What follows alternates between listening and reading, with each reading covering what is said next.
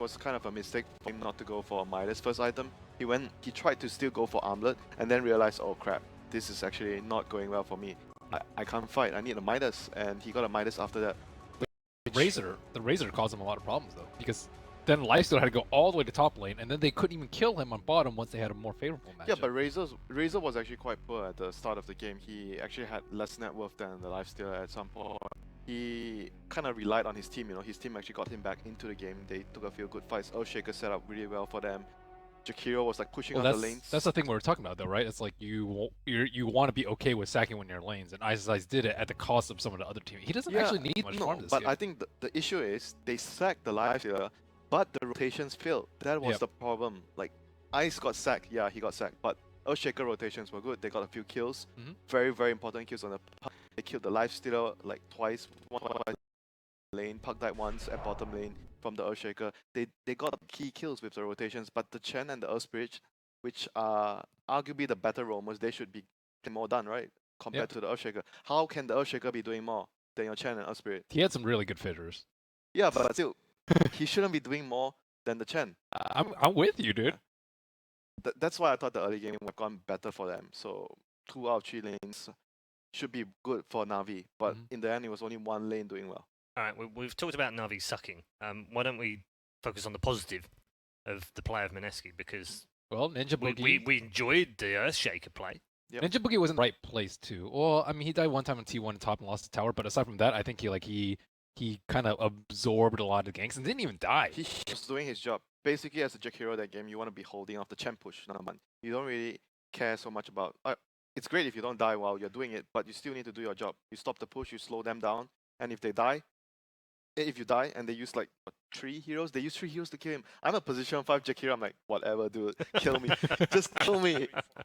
And I cleared the creep wave. You're gonna waste so much time to push down the tower whereas compared to the other side of the map, the Mirana's pushing out the lane. The Razor, which was behind from the laning phase, he was pushing out a lane, he was getting a tower. I would die for that, you know, if I'm a position 5 support. I would definitely want to die. So the strategic play against the Chen was really good, and I think Earthshaker also just stopped a lot of their movements in their tracks. Okay, how much is this Mineski stopping Na'Vi play, and how much of it is Na'Vi just not playing well? I would say maybe like a mix of both, though. I think 30-70 maybe.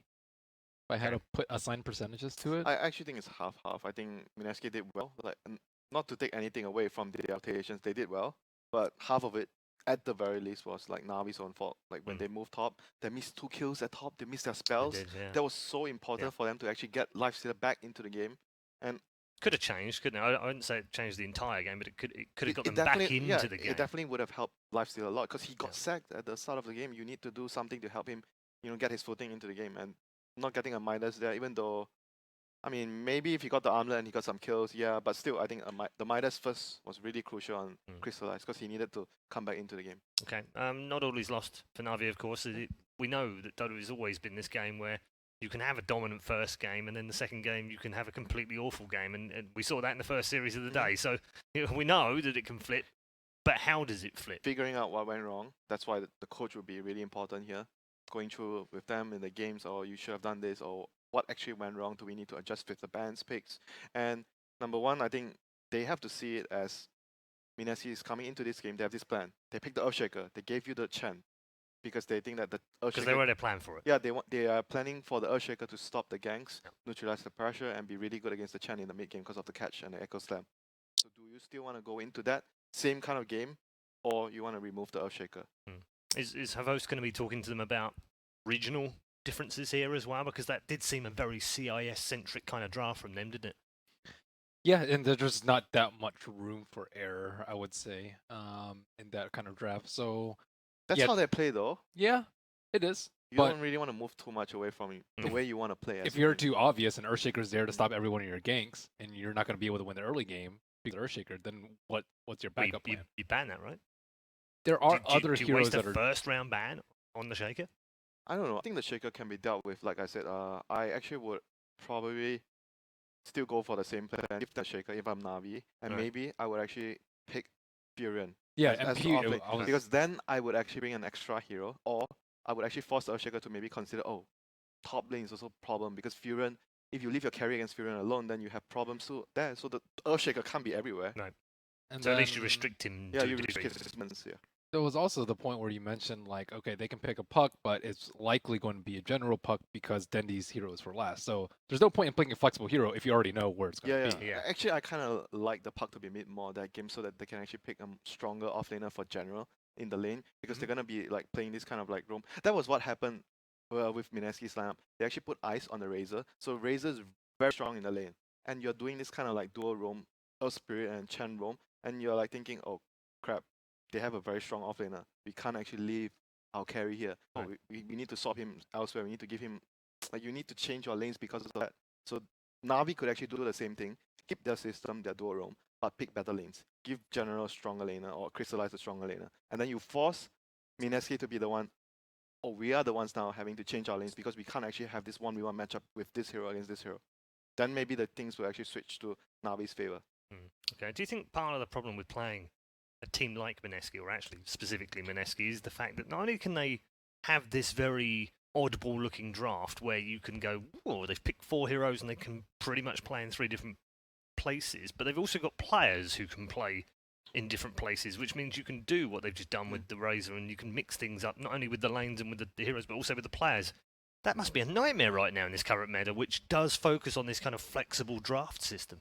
I think it's especially a nightmare when you compare the two position ones, right? We have Mushi versus Crystallize. Crystallize, who hasn't been playing for that long. Mushi's been playing forever, like even as long as Dendy, I Yeah. would say. So he can kind of play everything and is okay with getting sacked and is familiar with maybe some of the more unusual play styles that perhaps Crystallize. Like Crystallize was so good in the qualifiers. We watched, and I was like, oh my god, this guy is the next big thing. He was destroying everybody. He's one of the best position ones in the CIS scene, and then we have him last game where he wasn't able to actually do that much, and a little bit of his experience, a little bit of his like teammates not working that well. But I think he probably could have performed a lot better if he were. He just needs more experience. What I'm trying to. Yeah, definitely. Okay. So Draft upon us. We're going to let's see whether they actually change up these. Is exactly what I was thinking right now in terms of the shaking. But as you said, I mean, there are ways of dealing with it. So Yep. I kind of expect them probably, because it's Navi though, they're probably going to do the same thing and try to, play Do it better. better. Yeah, do it better, maybe adjust General's hero. Yeah. Give him a better laner. Like the Prophet is something that I feel is really good against a team like Mineski, because they focus a lot on early game aggression. Prophet's going to help you win your lanes and counteract the aggression with the TP. what did they? Oh, they banned out the... Yeah, so the Mirana. They banned out they banned out, I think, the Night Stalker the last game, so they banned out Mirana this time because of the creep. The Chen couldn't really gank mid effectively because of the arrow. Arrow kills the creep instant. So I think that's the idea here. Yeah, I was going to say, what do you think Navi can learn from the way that Liquid played Mineski? Because they seem to unlock them, didn't they? Yeah, but Navi can't really play the Liquid. No, that's the problem, isn't it? They haven't got the same style. They have to find another way to beat Mineski with their own system, Yeah. you know. They can't really just like, oh, we're just going to adopt Liquid system and it's going to work for us. I just wonder sometimes whether other regions, when they've got such a style of play in their region to get out of their qualifiers, obviously, that's why they play that way, if they can take one thing from another team that is able to... Do you know what I mean? It's like, if I just one key to how Liquid played, I can't play like them, but at least I can take one hero or one style of play or one build or just something out of it. So we see the first phase, Earth Spirit. Kind of expected. I expected it from Navi. They really want to pick this hero. Very good roamer. Good team fight, and the difference is like they do run him on the position 5, so the Earth Spirit. I guess some people would argue that Navi's 2 supports, they are both 4.5. Yesterday we have like 2.5 supports with LGD, but this time I think for Navi it's like 4.5, like both kind of 4-ish. So both their supports are getting some farm. And Mineski is sticking to their guns with the Earthshaker against Navi's possible Chen strat again. But they don't have the Mirana. I think that is the key thing here. And they also I mean, have that's what they've identified, isn't it? Yeah. they also have the Clockwork Quite big. available to Navi, which I think are Yeah, actually pretty good for both of these. Clockwork's good against both of these. But they might actually choose to go for the Clockwork instead of the Chen. But the thing is, if they go for Clockwork right now, and they will still want the Chen, they won't get the Chen. Yeah, later. I was going to say, that'll be second phase ban, won't it? Yeah, so they're going to pick it now, just in case. Because I think if they leave the clock, they might actually get the clock. Probably. Yeah, Probably. But it's tough Chen is not as good versus their lineup. You already see massive amounts of AoE. Yep. We saw how it went last game, and then Clockwork, yeah, it might still be available in the second phase, but I think it matches up much, much better versus their two heroes. A lot of this is about feel from the players, isn't it? If the Chen feels like actually the Mirana was a right pain for me to deal with in that game and didn't let me do what I needed to do, then that's what we need to ban. Yeah. It's not always obvious to us watching the game how that was uncomfortable though. Or he could have said to his team, this game this was a problem, but I just need to adjust certain things in the early game so I can actually deal with it better. So just give it to them again and I can do it. But it's also like a gamble, you know, you're like the captain and you listen to the players say this, then you're like, do I actually not take the risk and just ban it so he gets a good game? And then it comes back to us and we go, what an idiot, why did he let it through again? Yeah, I mean, sometimes you need to have a good amount of trust on your teammates, you know, to win the game. And they do still ban out the Clockwork, Beastmaster and Clockwork. Yeah. So the partner is available for General this time. He played it the most during Star Ladder. Pangna is okay with their heroes because synergy. They're gonna try to push with Chen. Pangna goes really well with that. And the Nether Ward is good against the jumpers like Shaker. You might get batted though. Yeah. That's a problem if you're a Pugna.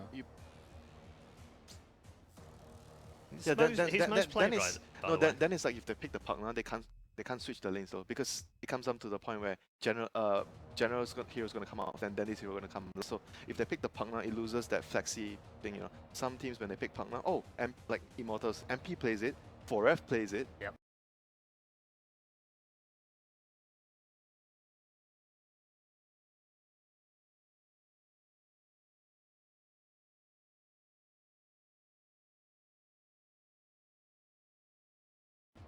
QO plays it. I was going to say that they have three players. So the Pugna becomes like, whatever, we just pick Pugna and see how things goes. Yep. But for Na'Vi, it's different. Yep. If we pick Pugna, General is going to play the Pugna. For sure. So that is actually, that could actually Does be leave a them problem. a little bit of an issue. But they do ban out the Nyx though. Maybe they're still leaning towards the Pugna here. Because they took out the Nyx here. So. They might still go for the same thing for Mineski. Here they kind of want to pick a hero, like a filler hero, and see how things goes. They have like Shaker, Jack hero, probably that dual support. They want to pick a flexi hero. Puck maybe? Yeah, Puck's good. Yeah, Puck's definitely good here. Usually they will like go for Mirana or Puck, either one of these two. Or sometimes they will go like a Ember Spirit. But I think Mirana or Puck. Mirana is not available, so Puck should be the They're next also option. a multi-Nyx team. Ooh. Oh, they actually snatched. They are worried about the Pugna. They snatched up the Pugna. That's why they took so long. I think it's a good choice here because the Nyx is out, Clockwork's out, Is that a Mushi Pug? and the enemy can't really pick a Pug. Is that a Mushi Pug? Mostly no. He's the Mostly one that plays it most out of the team. no. Mostly Nana plays it. Moon, Okay. Moon plays the hero. I mean, Mushi does. He can definitely play the hero, but I think for the team's dynamic and system, they should put Nana on the playmaking hero and Mushi more on the stable, like AM carry farm hero, VS, Luna. That's what he's gonna be playing most likely. So they go for Weaver, like a much better laner this time. Good diffuser hero against the Pugna. Still a tough Weaver game though. Yeah, I mean most of the carries are gonna have a hard time against Shaker. Like, Shaker just kills anything. Yeah, I think like Weaver and Puck in particular struggle a lot versus like because you are low HP. Yeah. And you die in the burst. So. Yep. She could be a hero that maybe Na'Vi could explore in the future. Fits their system. If the patch, doesn't alter too much of that in 2 weeks. So Pugna, I think for this team, Pugna is very likely Mushi might actually play the hero. I know all three of them play the hero, but sometimes they do run like aggressive try-in. Like if they sense like the enemy has really weak lanes, Mushi will go aggro try with the Pugna and they give Ice a 1v1 lane. Everyone else gets a 1v1 lane. This is the Ice hero. So they go for the Brewmaster, more team fight against the Chen. Good laner as well, like very strong in the lane. Very hard to deal with. Everything seems much more like solid right now for Mineski. Like as a whole, they have a very solid lineup. Good lanes, good team fight, good wave clear. the late game suck. That's about it. Pugna doesn't suck late game though. He's not amazing, but he's not You awful. He's kind of a Depends on how annoying much late farm he game gets, though, I isn't he? guess. Yeah, I think if he's reasonably farmed, he Yeah. can be very strong late game. True. Pretty annoying in the middle of those team fights. Yeah, he does like way too much damage, and if you look at their lineup around him, Brewmaster is a really good hero at protecting the Pugna. Like Pugna, you want to have all those front lines so that the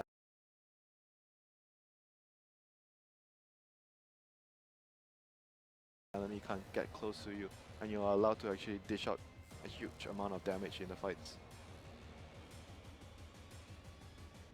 So assuming the Weaver is going to be crystallized hero, they're probably going to have to pick an offlaner, because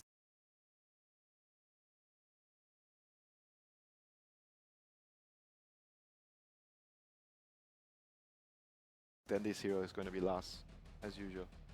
And what I mentioned, Prophet, and Prophet can build Orchid against Brewmaster. Orchid can be really good against him I think Prophet would struggle a lot, though. in the lane.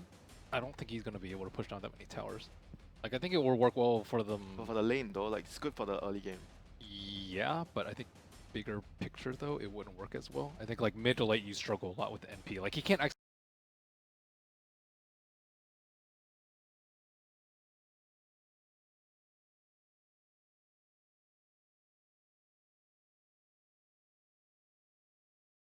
do anything on it. Like, I think any of these heroes can stop his push, and then in team fight, like, what are you going to do in the team fight as this? I think they're already lacking in the team fight with the Chen. So they go for, so the Magnus, who's actually going to play the Magnus?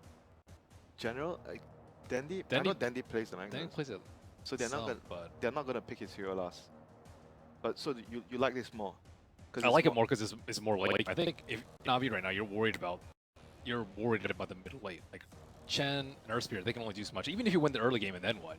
Like if you have NP, it's like okay, you could take down towers, but how are you gonna actually break high ground versus massive amounts of AoE high ground still? So you want to have like good scaling after you secure the early game. Yeah, I think their early game's like already looking pretty good. They don't need to more all in on it. I think last game the MP would have been really, really good. But not this game. But not this game. Yeah, I guess I kind of like that idea too. So they ban out the A, or Mineski bans out the AM. So they are actually, so they think that the Weaver is off lane. That's why they ban the AM. And they think that their heroes can't really. AM's decent versus Pug, right? It's okay. It's okay. But on the flip side, if you actually get a snowball going on the Pugna, he can actually take all your towers and could be difficult for AM to farm later. I guess it depends on what they want as their last pick. Might be a hero that's bad against AM as well. So they ban out the Brood. They are still worried about that, even though I think that Ice is gonna play the Brewmaster this game. Navi doesn't really want any risk. What other melee heroes are there? Alp? Can't think of that many. So they just like went for like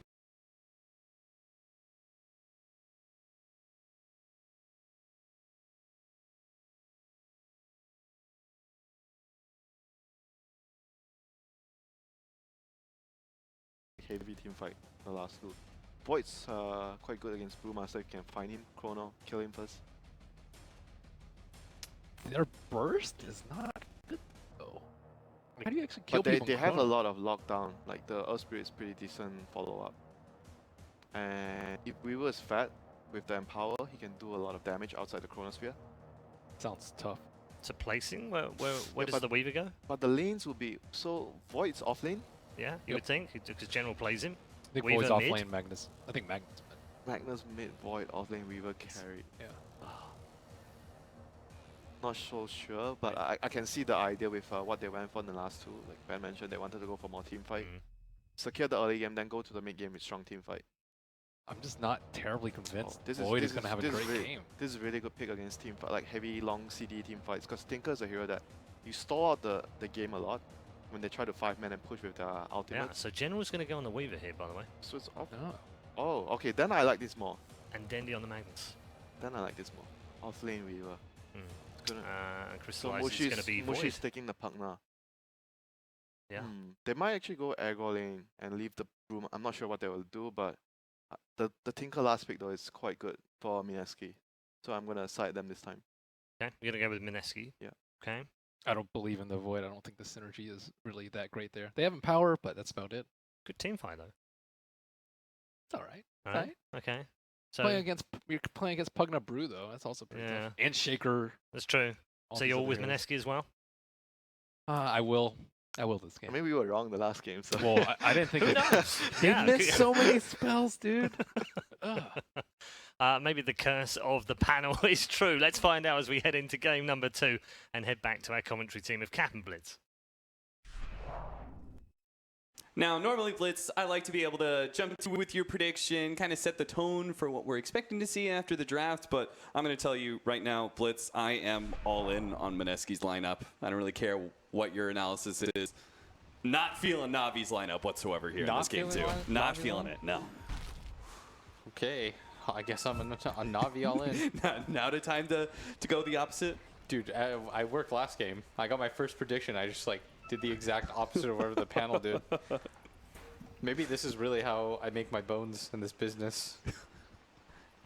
I don't quite understand like the Weaver off lane with the Void and the Magnus mid.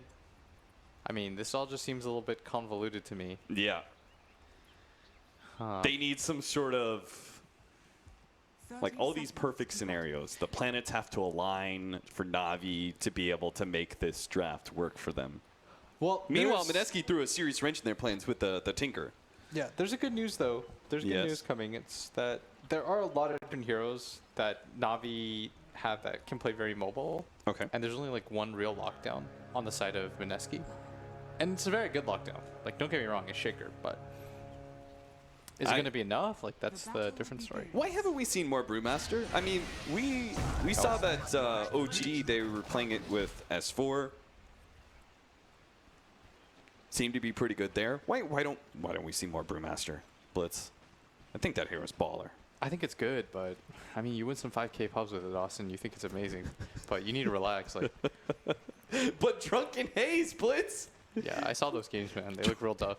25 mana. That part is 70% good. miss. You really don't want to level clap level 1. It's really annoying. You just want to like throw beer at somebody's eyes, Yeah. like chuck sand at them. With the CS war against a carry as an offlaner. Yeah, Yeah. do it. Skill it. You know you want to. You don't care about Seneko. Seneko's not gonna do shit.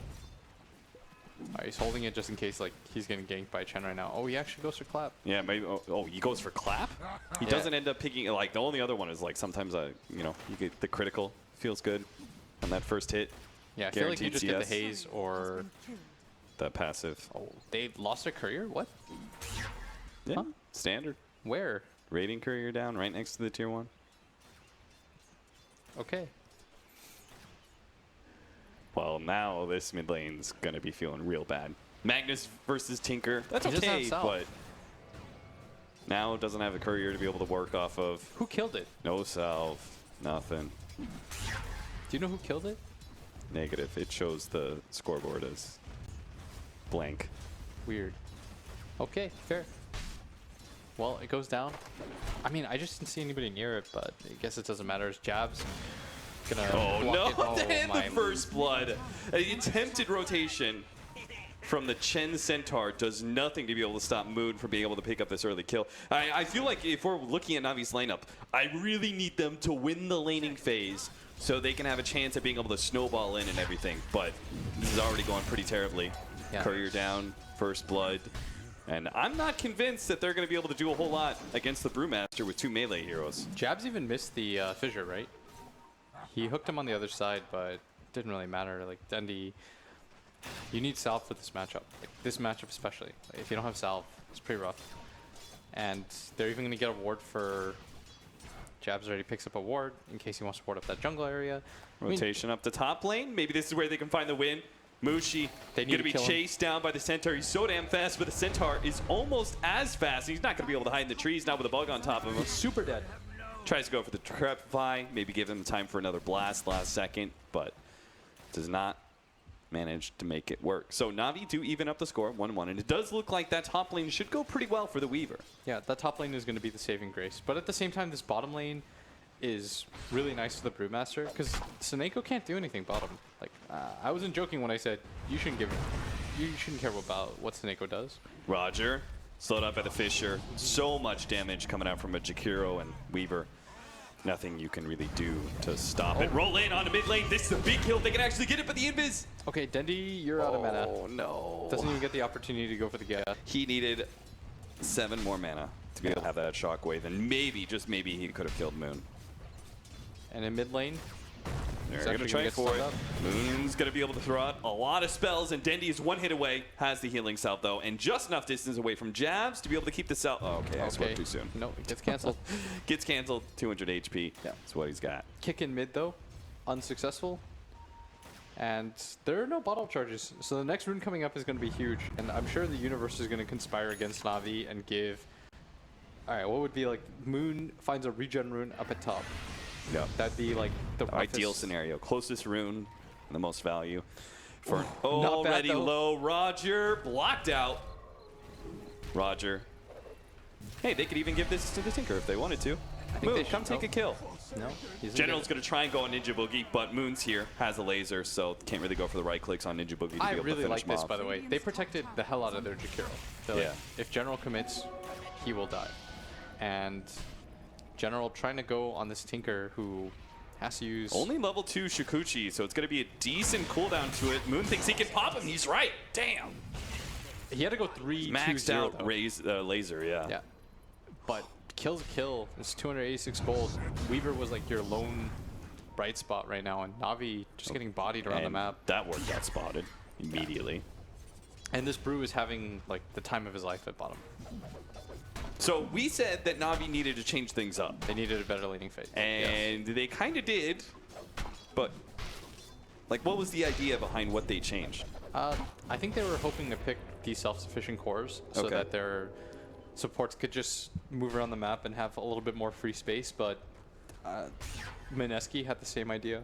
They're just trying harder and harder to make this double 4 position work for them. Yeah. But unfortunately, Mineski does have certain heroes like that last big Tinker. He's now going to be caught by the Should be a ensnare. very Great good setup kill. by Na'Vi. They're going to be able to run down Moon underneath his tier 1 tower, finish him off with a skewer in Dendi. He's the recipient of that one. But Jabs already has the Oh, preemptive Jabs. enchant totem. Great play by Jabs being able to get the return kill. And already has arcane boots. Yeah, May not he's have really experience, but he's got gold. No, he's really, really rich right now. Considering everything that's happened, but very good return kill for Na'Vi. They needed something like that. But 5 minutes in, a 2k gold lead on the side of Mineski. The Like- Dead Walk. Dude, this team is looking so scary. An army of skeletons approaches. Radiant are That scanning. is, they're all going to get one shot. One Pugna blast. Be careful, Skelly friends. So just going to take over some of those neutral camps. Mushi can't really do any farming. That Does is manage so to get a many- successful scam. It's like an episode of The Walking Dead, dude. There's like, oh, okay, they're just getting one shot. There's like 30 gold. A blast for 1 creep. It seems like a lot, but it's really not. It's like 6 creeps per. Got like 5 of them, 30 gold. If they could have actually gotten a successful gank, they could have turned this into a fast push on that safe lane tower. The huge advantage that Chen is supposed to afford you, but doesn't seem to be working out here. The roll-in, oh, actually does manage to nail Mushi, but the Krepfai's out. Going to be able to dodge some of that damage. Ice Path also slowing down General, but it has another Shikuchi. Runs forward with so much minus armor onto Mushi. He's just going to get one shot there. General turns and bites up They Ninja need more Boogie here. with the extra help of the creeps. He has to pop the healing cell, but doesn't manage to keep it alive, as General does manage to get that one hit in. Without the heal, won't be able to survive underneath that tier 1 tower area. So General picks up 2 there, still managing to get himself out of dodge before the TP's in from the Pugna again. Yeah, and there's a stun on mid, but No Tinker to follow that one up. yeah. And I'm not sure if they get that kill anyways. I guess he has 3 levels in laser. It's like 240. No, it's not nearly enough. Even if there wasn't reduction, he wouldn't get the kill. They would need like 2 right clicks. We got to start ganking this Tinker soon, right? Going towards that Boots of Travel. Feel like, you know, you can lit an enemy to get a Bat Fury sometimes, right? As long as you gank him a bunch and make sure that he doesn't make it Manta, the neck regression. But Tinker, I feel like you have to stop that first item.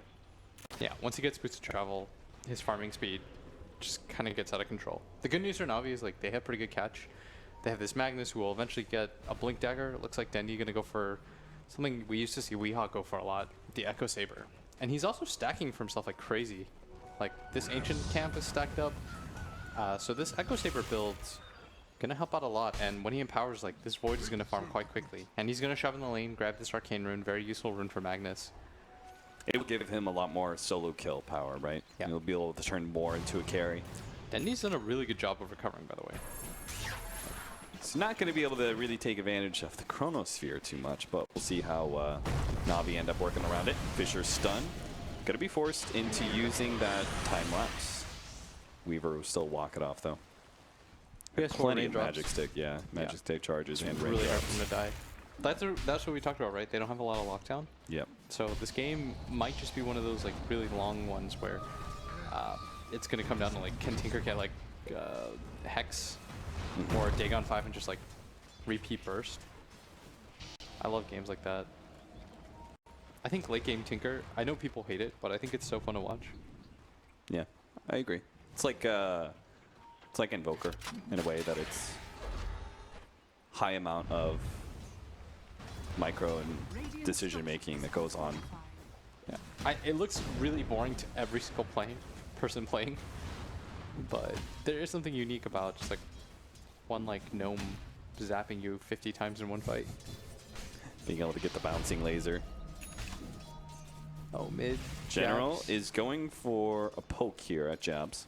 Yeah, not going to complete. Thinks maybe there's a Tinker nearby, although they have a really nice ward that they were able to place up here. I'm not sure when they were able to get that ward up there, but they correctly ascertained that Moon is going to be farming in that area.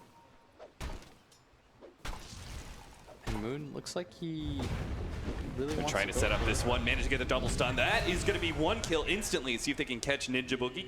Crystallize can throw out the Chronosphere if he doesn't wants to want to. ensure it, but he'd rather be able to get the kill without it. And as long as they get the vision, they should be able to lock him down with Chen's creeps. Dude, Chen's got Medallion already. Damn. Medallion. This is going to turn into pretty fast pushes as well. That's pretty rough. I like this a lot more than the whole Aghanims thing. Yeah. It allows him to Roshan early on too, which is something I think they do want to go for. And he needs to be a playmaker. He can't afford to just farm like he did in the last game. As Dendi gets right-click down a little bit here at bottom, and they really want to sandwich in on him, but who's the response follow-up as the Pugna is making his way down. Dendi just going to TP out clean for this. A Brewmaster actually going to be going for a Hand of Midas instead of the Blink Dagger. Why do you think that is? Why do you think Ice isn't wanting to go and contest some of these pushes from Na'Vi with an early teamfight item? Like the Blink Dagger gives you that initiation that allows the ultimate to be profitable. Sure, but you also know that you have a Tinker who's going to go for Boots of Travel, and he'll hold the base by himself with 4 levels of March, which he has, by the way, Cap. Okay. And on top of that, are you really going to be looking for so many fights when you do have a Tinker? The one thing about Tinker is he's such a unique playstyle hero. As he's probably going to go down no, here Tinker. mid. Nice double Fisher to buy him a little bit of time, but That's he's a still going lot to be of run down. marches. It looks like they have to turn around and get the final bit of damage. It looks like Seneco's damage over time is the doing a heal. lot of work. He already killed the Tinker. Maybe they can kill Jabs as well. Outside of the tower range, Jet managed to heal himself up just a tad and goes back in for that extra kill. Great initiation there from the Mirror Spirit. And very nice heal from Roger. Radiant's bottom Any sort of follow comes, they both die, but instead, they even managed to pick up the Earthshaker kill, which they probably weren't anticipating. But what I was saying is that normally when you have Tinkers on your team, like it forces a certain kind of playstyle. Like certain heroes force you to play a certain way of Dota. And Tinker is one of those where you're going to be a little bit more late game oriented. And so I think Ice recognizes that and wants the game to go a little bit longer. As we see very nice initiation from the Earth Spirit. And the March, it almost ticked both of them Yeah, down. it was so close. I like the fact that they both ran out and just trusted that the damage over time from Earth Spirit's ultimate would finish off the Tinker. And Jabs, I mean, he was closing in on that Blink Dagger too. They had managed to make that turnaround double kill happen in mid. He would have Blink Dagger right now, and we said, we really need that lockdown from our Earthshaker. We need to be able to have that against this. I mean, so much mobility between the Void, the Weaver, even the Magnus has that skewer. And Brew right now, smoked up, kind of happy. So both teams are kind of playing these slower builds on their heroes, between the Magnus going for the Echo Saber for this Mighty build up, the Brewmaster. Both teams kind of seem in it for the long haul. Jabs almost gets caught there by General. Instead, it's going to be gone out by Seneko. Managed to get the Fisher out, but doesn't have an Echo Slam to follow anything up. Nice, quick to give up that team fight. Doesn't want to force it onto Na'Vi. Again, playing for that longer game, hoping that Tinker can now hold against the mid push that I'm sure is coming from Na'Vi. And he's got to be set up here right now. It might be too difficult otherwise. And without Ice looking to rotate, it's probably going to be a dead tower. Although he is here. Spam, spam, spam. Sineko. Just slide over there. This is really smart from Sineko. He's trying to knock catch them that around. back line, make sure they don't manage to get the huge amount of March of the Machines up. So they've already killed 2 of them, and looks like the Brewmaster might be able to catch something. Oh, he actually throws out the RP just to save Roger's life, and it barely works. No, it doesn't. They managed to get the Storm. Panda, that last finishing blow. It did manage to save the tower for the time being.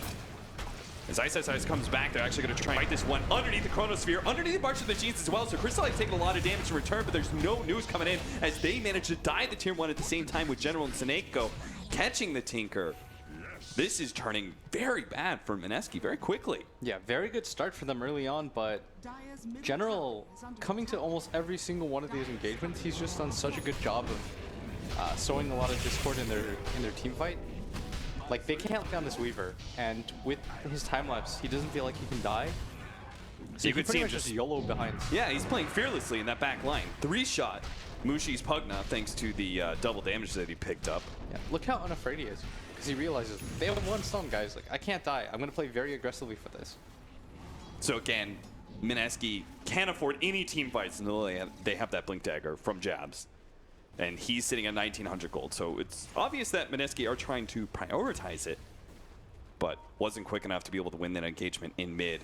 Oh, if you saw, by the way, Yeah, that kick. Sineko, when he gets him with that boulder right as he's about to TP, and you're going to see Dendi very fired up right now. They should be. Na'Vi need this win to be able to tie up the series and push this to a game 3. Na'Vi do not want another blowout in the group stage.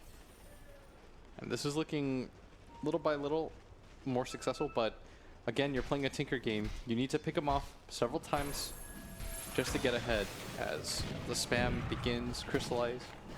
Notice that he is going for that Shadow Blade, understands that he needs to be able to get more catch items to be able to solo kill that Tinker, because you don't want to commit a lot of heroes for it. And at the same time, General is so farmed. He's got a Diffusal Blade. He deals so much damage, probably the most dangerous hero in the game right now from either side. Yeah, by far. Anybody runs into, especially Mushi's Pugna. Ooh, with the Empower. He might be able to find this kill. Chasing down Mushi. Throws out the bugs, doesn't go for the Diffusal Blade slow. He needs that for the Decrepify, so just figures he's not close enough. Moon, right on top of him. Does have the laser, immediately time lapses off that one, in a position to be able to continue to go on to Moon. Moon tries to protect himself. There's Decrepify actually coming out for the Pugna, into the Shrine, healing himself up, doing a loop-de-loop, trying to stay ahead of Sineko as best as possible, and all of Mineski are here to be able to chase away these heroes. So Sineko goes ahead, tries to kick back jabs, gonna be caught by the Echo Slam though, unable to get a roll away in time. Ninja Boogie snatches him with the Ice Path. Yeah, and very nice play, going for that Shrine, understanding this is the only way out. Still a lot of damage coming up from General. Dude, what is Roger's obsession with skeletons? They He help just push up keeps the on lanes. picking up these Dark Troll Summoners. Dude, you gotta work with what you got. Yeah.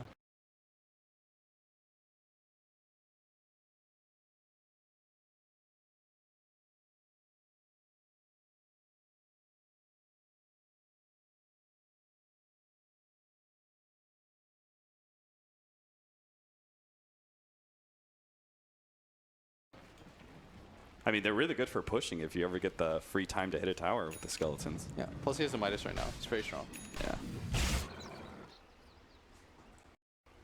So Blink Dagger, finally here for the Tinker. This is a problem for Na'Vi, right? They don't have the clearest instant initiation, right?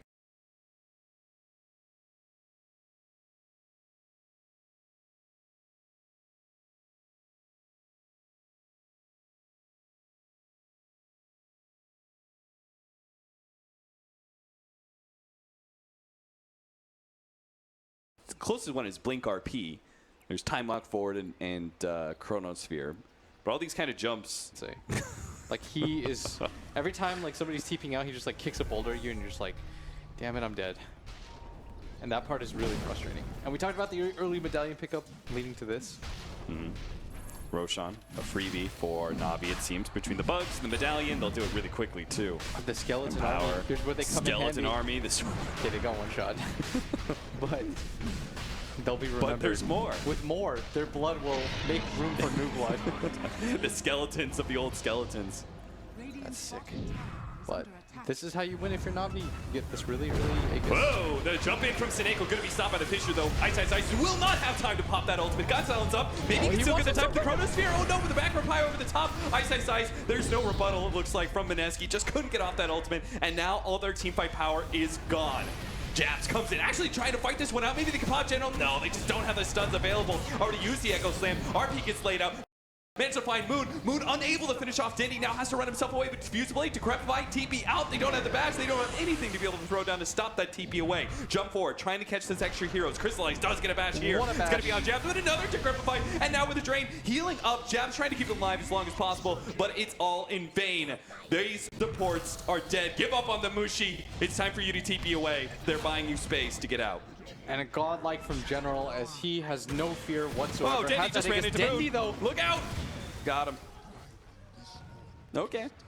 Oh no. I think he was going for the big plays and the reverse happened.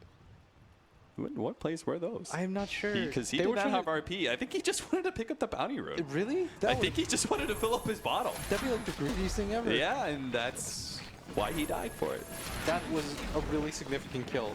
Look how far ahead the Sinker is now. Like, Yeah, you he can't- almost has Axe halfway through. You can't afford to give up kills like this. And that would have been a pretty good fight. Of course it was. General just got his Beyond Godlike spree. Like, everything's okay as the creeps are going to be okay up at top. But instead... Because all three of these item timings are so important, right? Yes. The blink allows him to Seneko. start dodging fights. Seneko so close. But at the same time, look at bottom lane. We have two-man smoke up. Jabs and Mushi. Echo Slam. 2 follow-up stuns, plus a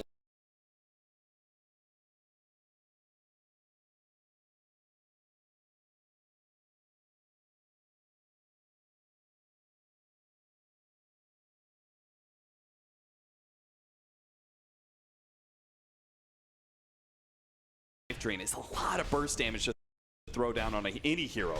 And Crystallize is going to be particularly susceptible to that. Decrepify, and boom! All that magic damage immediately blows up. Great pickoff for Mineski, and might give them the opportunity to take this tier 2. Looks like I saw them ping it. So they're actually going to try and keep on forcing this, and why not? Brewmaster does still have his ultimate.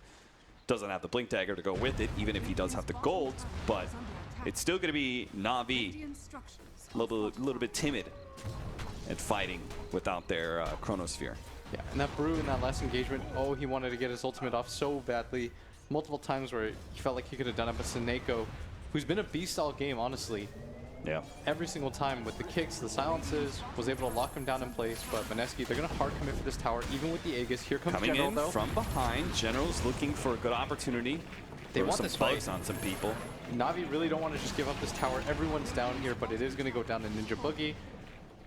As General going to chase forward, he wants to see what he can get. Oh, Jabs is ready for the turnaround. They see General. They're trying to bait out, but Can he they does get have the the burst Aegis. damage? Fissure leading off. Follow up, Enchant Totem with the Ice Pack. Easy. There goes the Aegis. Mineski just need to get out of here? Or no? Are they I going think to they fight wanna this? But they have no way to kill Okay. him twice. They got to be careful with this one because Crystallize is coming in with a fresh Shadow Blade. A really good Chronosphere could destroy this engagement. But look the way the Mineski's positioning themselves. Ice here in the trees. A lot of these other heroes are not showing themselves. he's Make sure they gonna aren't pre-prep going to get caught off. Brewmaster is now going to be able to throw on and start going for Crystallize after the time walk is used. So most of this damage is going to last.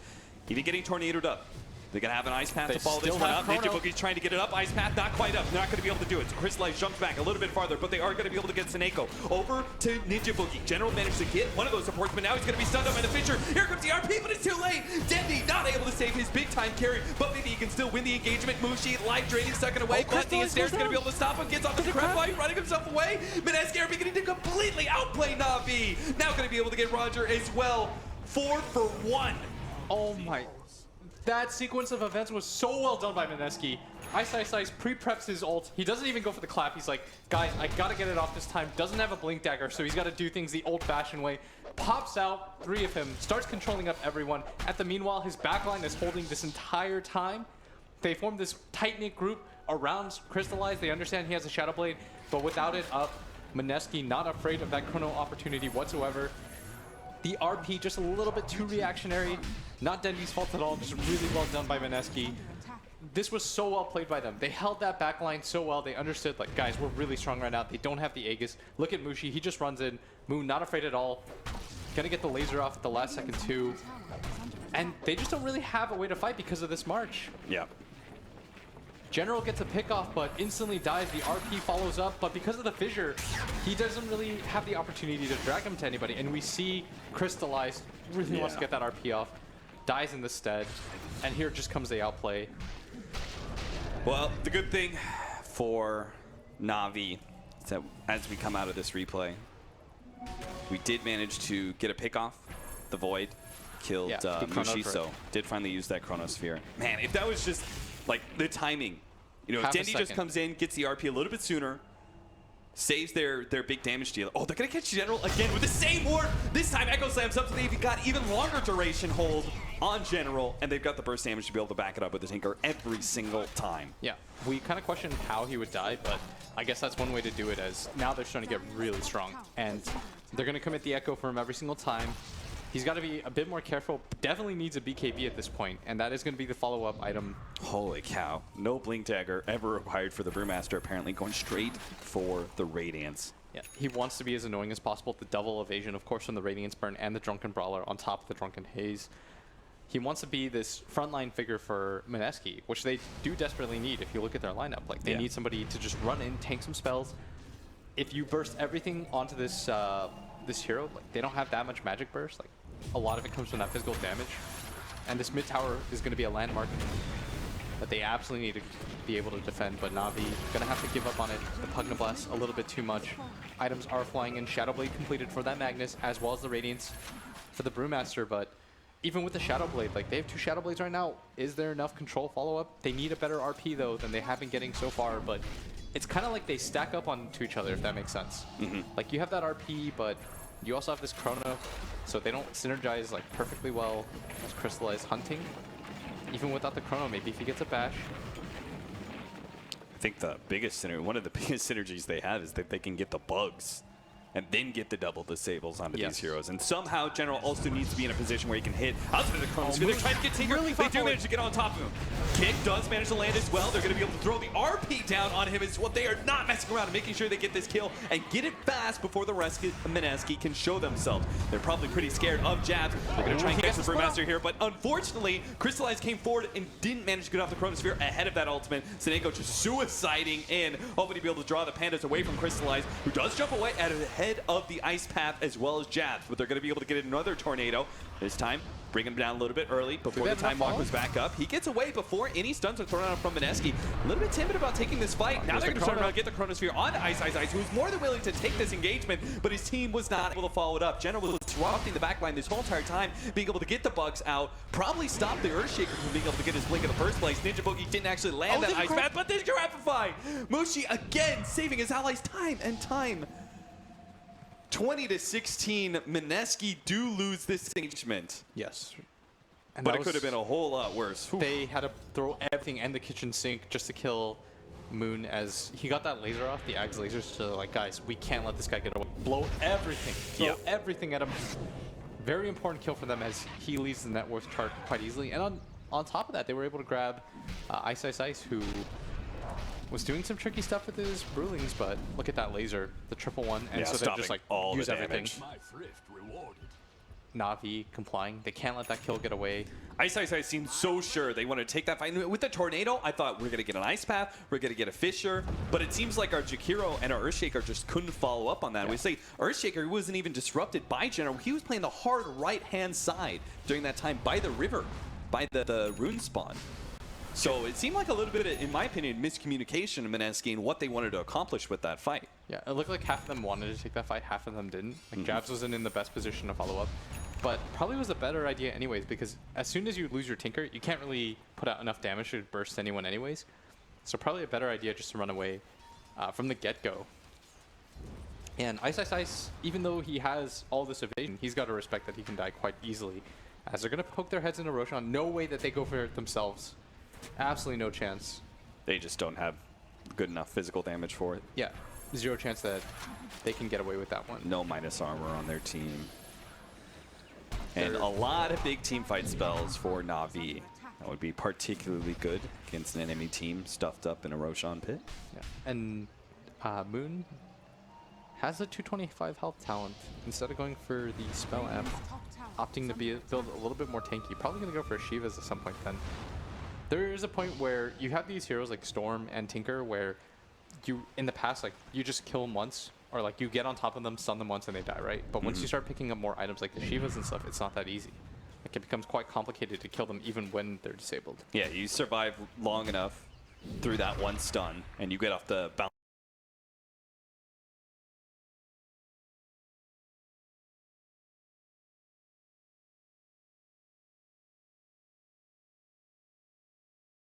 Bouncing laser, and then boom, all the damage just disappears from Na'Vi, even if they do stun you again. So I could definitely see the turnaround potential of just having a little bit of extra HP on Tinker would be more value here. Yeah, his laser does a lot right now, so do the missiles. Like everything upgraded quite a bit now. And it's the beauty of Na'Vi's lineup is the storyline has turned against Na'Vi since the early game where they're doing so well. Mineski winning that one fight in bottom lane, huge windfall for them. Storyline has turned against Na'Vi, but they still have a way to win this game at any state because they have so many big team fight spells. Oh, of course. And they're still fine right now. Like, they're leading by a little bit of gold on the fact that their Chen has the second highest net worth on their team. Like, I don't even know how that happened. So even if they can't, like, close out this game maybe in the timing that they really wanted to, maybe stopping the Aghanim Scepter from the Tinker, being able to go into a high ground situation pretty early. Oh, this is Still awkward. plenty Ice, of ice, ice. backup plans. Silence. He's silenced up. Onto the Brewmaster, waiting for the There's the Earthshaker to chrono. be able to stop some of that, but they managed to get the stun. Oh, Oh no, he gets the Brewmaster ultimate off before the Chronosphere. They're just going to have to kill Jabs in the back line. That's still a pretty big kill with his Creplo again coming out from Bushi being able to save him. Crystallize has to turn. Look for another target because he couldn't get his original target. Oh, the Roger Tinker's gets the heal up. Tinker's trying to get a lot of damage in for these Rockets. They just can't get on top of it. Jabs finally comes back in. Hits the big Echo Slam. Almost finishes off. Crystallizes as well, but gets blocked out by his own Fissure. So he's going to manage to get the time walk away. Still, Chen, well, he's surrounded by all of Mineski members, so there's no way he's getting out of here. Na'Vi could not put together the execution to be able to catch Mineski in the act. That would have been so huge if they could have gotten Ice, Ice, Ice a split second faster. That's all it took. A quarter of a second, that's all you needed. And instead they find the Earthshaker who doesn't even go down. Mushi has been so clutch with those Decrepit 5s. You absolutely cannot give him more credit than he has. Blink Dagger and Ags. Or excuse me, Blink Dagger and Ether Lens. Yeah, and that mech, Doing work for Mushi. if he doesn't save the Earthshaker, they don't have enough control to kill anybody. Yeah. Like him surviving there then leads to the Faceless Void dying. That's how close Dota games are. If they get the Brewmaster before the split, there's so many different moments that could have swung this game. Na'Vi though, not quite out of it yet. Oh, missing out on the skewer on Ice, Ice, Ice. That would have been a big pickup. Ice will complement him with the taunt. And Mineski get a bit of chip damage onto that tier 3, but don't want to risk it. Don't want to stick around, even with the Chronosphere on cooldown still. Mineski are more than happy to just back up and take map control. Yeah, they Look should at just that. reset right now. Okay, Jumping forward. Oh. dude. He. No words. Because look at the sequence of events as a result. He can't even kill the Shaker. The Shaker comes in, echoes, kills Seneko. It gives him enough lockdown where he has to jump himself into the Tinker, and then he's forced out.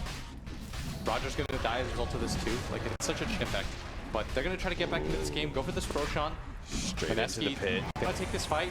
Ninja Boogie slowing him down with a macro player. Ice, Ice, Ice just gonna roll up here. He's actually gonna pop his ultimate early, see if he can get in there with the Brewlings, but H is already picked up by Crystallize. So instead he's gonna have to go Roger's for a getting hero that really really low. can't do anything about it. Roger's just gonna be run down, completely immobile in that regard. Oh, with the RP, it made his grab Moon. This is a big pickup if Na'Vi can actually finish him up on top of this. Look, here comes the Decrepit Fly, hoping to be able to get the rearm, blink out, but he's kind of stuck, skewered down. TP out, don't let him get he's away. not They gone. managed to get him, just barely. Na'Vi are all still pretty low though. Mineski, here comes the Chronosphere, managed to catch him. Unfortunately, General stuck outside of it, and there goes another Decrepify once again from Mushi. Crystallize instead turns and tries to deal with Mushi, but his BKB is wearing out, and with the Tinker now back into play, he's looking to be able to chase down General. Time lapse, back over to Mushi, hoping to be able to catch him with the Ice Path, not able to do so, so shooting away, but they've got the vision, they've got the damage from Mushi, and General will end up falling.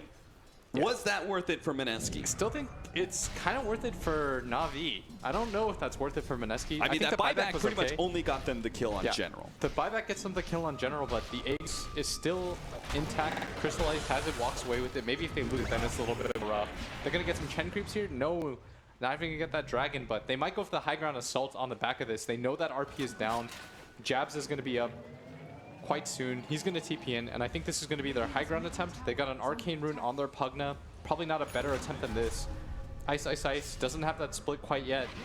One thing is, Moon's got to play super careful. They can afford Mushi to be on the front lines, doing damage to that tier 3 constantly. He's going to get skewered back and blown up almost immediately. Great Ice Path, though. Looking out 3 with the macro pyro over the top. Mushi's actually escaping.